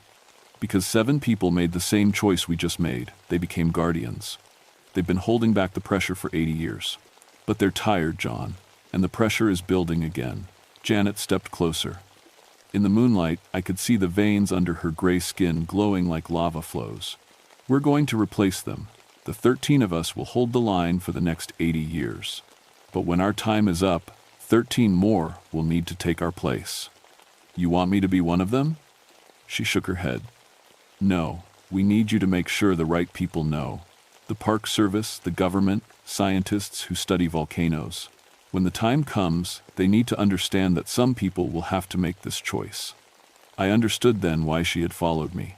"You want me to help recruit the next guardians." "Not recruit. Just make sure the truth is preserved. So when the mountain calls again, people can choose with full knowledge of what they're saving." Janet reached into her jacket and pulled out a small cassette recorder. "My recorder. Keep telling the story, John. All of it, even the parts that seem impossible." She handed me the recorder, and when our fingers touched, I felt incredible heat. But also something else. Peace, purpose, like touching something much larger and more important than any one person. "The others wanted to transform you too," she said. "But I convinced them you're more valuable as a witness. Someone who can bridge the gap between the human world and what we've become." Behind her, I could see other figures approaching through the snow. The rest of my team, all glowing softly in the darkness. "We have to go back now," Janet said. "The pressure is building again. But John, remember us as we were. We're still your friends. We're just something more now." David stepped forward. "The radio in your pack works now. We fixed it. Call for rescue in the morning. Tell them you're the only survivor." "What about proof?" "No one will believe this story." Sarah smiled. "Check your recorder. The temperature readings are still there. Impossible readings that no normal equipment could register. And the seismic data from the last 3 days will show volcanic activity that suddenly stopped. They'll have questions." Tommy handed me an object wrapped in cloth. "Cave painting," he said. His voice was deeper now, more like grinding stone. From the chamber, carbon dating will show it's over 2,000 years old. But the paint contains elements that only exist in fresh volcanic ash. Lisa was the last to say goodbye. Tell my family I chose this. Tell them I'm not dead, I'm just different. And tell them I'm happy. One by one, my transformed friends touched my shoulder. Each touch was burning hot, but somehow it didn't hurt. And with each touch, I understood a little more about what they had become. They weren't monsters, they weren't victims. They were guardians protecting the entire world from a geological disaster that could end civilization. The helicopter will come for you tomorrow morning, Big Mike said. We've already called it in using your radio signature. They think you've been trying to reach them for days. As they turned to leave, Janet looked back one last time. John, there's something else. The recorder. It picked up frequencies it shouldn't be able to detect. Underground sounds, the mountain's voice. Make sure someone listens to the whole recording, someone who studies earthquakes and volcanoes. Why? Because this isn't the only place where guardians are needed. And the mountains are starting to wake up all over the world. They walked back toward the valley, 13 glowing figures moving through the snow. With each step, their human shapes seemed to blur a little more, becoming something between person and living geology. I stood alone in the wilderness, holding a cassette recorder that contained an impossible story. But I wasn't really alone. Deep under my feet, I could feel the mountain's heartbeat. Steady, controlled, protected by my friends who had chosen to become something more than human to keep the world safe. The rescue helicopter found me the next morning. This is my final entry. It's been 6 months since Katmai. The official report says my team died in a volcanic accident, sudden gas eruption, they said. 7 brave park rangers gave their lives studying dangerous geological activity. There's a memorial plaque now, with their names on it. But I know the truth. The cassette recorder survived, even though it should have melted in the temperatures it recorded. The lab technicians who analyzed it said the internal components showed signs of exposure to heat that would liquefy steel. But somehow, it still worked. Dr. Patricia Vance from the U.S. Geological Survey was the first scientist to really listen to the recording. She called me a week later, her voice shaking. Mr. Shadowmere, she said, the background sounds on your tape, they're impossible. We're detecting seismic frequencies that should only exist miles underground. And they're rhythmic, like breathing. She's been studying the data ever since, and she's found something that terrifies her. Similar recordings have been turning up from volcanic regions all over the world. Mount Rainier, Yellowstone, volcanoes in Japan and New Zealand. All of them have the same underground breathing sounds. All of them have unexplained periods of sudden stability after building toward major eruptions. It's like something is actively managing the pressure. Dr. Vance told me last week, preventing eruptions that should have happened decades ago. She knows about the Guardians now. I've told her everything, and she's identified 13 other locations where the same thing is happening. 13 volcanic systems where human intervention might be the only thing preventing global catastrophe. The government has classified her research, of course, but she's training a secret team of volunteers, scientists, park rangers, people who understand what might be required of them someday. I'm not part of that team. I'm 63 now, too old to become a guardian, even if I wanted to. But I help in other ways. I tell the story to people who need to hear it. I make sure the truth is preserved. Sometimes I dream about my team. In the dreams, they're still down there in the valley, part of the mountain now. They're not suffering. They're not sad. They're just busy, doing the most important job in the world. Last month, I got a call from a park ranger in Yellowstone. Strange cave paintings had been discovered, 7 figures turning into stone guardians, and seismic activity was building toward what could be the largest eruption in recorded history. Dr. Vance assembled her team. 7 volunteers who understood exactly what they were signing up for. Scientists who knew the cost and chose to pay it anyway. The eruption at Yellowstone stopped 3 days later. The official explanation was a pressure release through underwater vents. But I know what really happened. 7 more guardians took their posts. I'm leaving this recording in the National Archives, sealed until the year 2072. By then, The current guardians will be growing tired. New ones will be needed. When that time comes, I hope someone finds this tape. Someone who understands that heroes don't always get to stay human. Sometimes the greatest act of heroism is choosing to become something else entirely. My name is Jonathan Shadowmere. I was a park ranger for 43 years. And I am the keeper of impossible truths. The mountain spirits are real, they are our friends, and they are saving the world.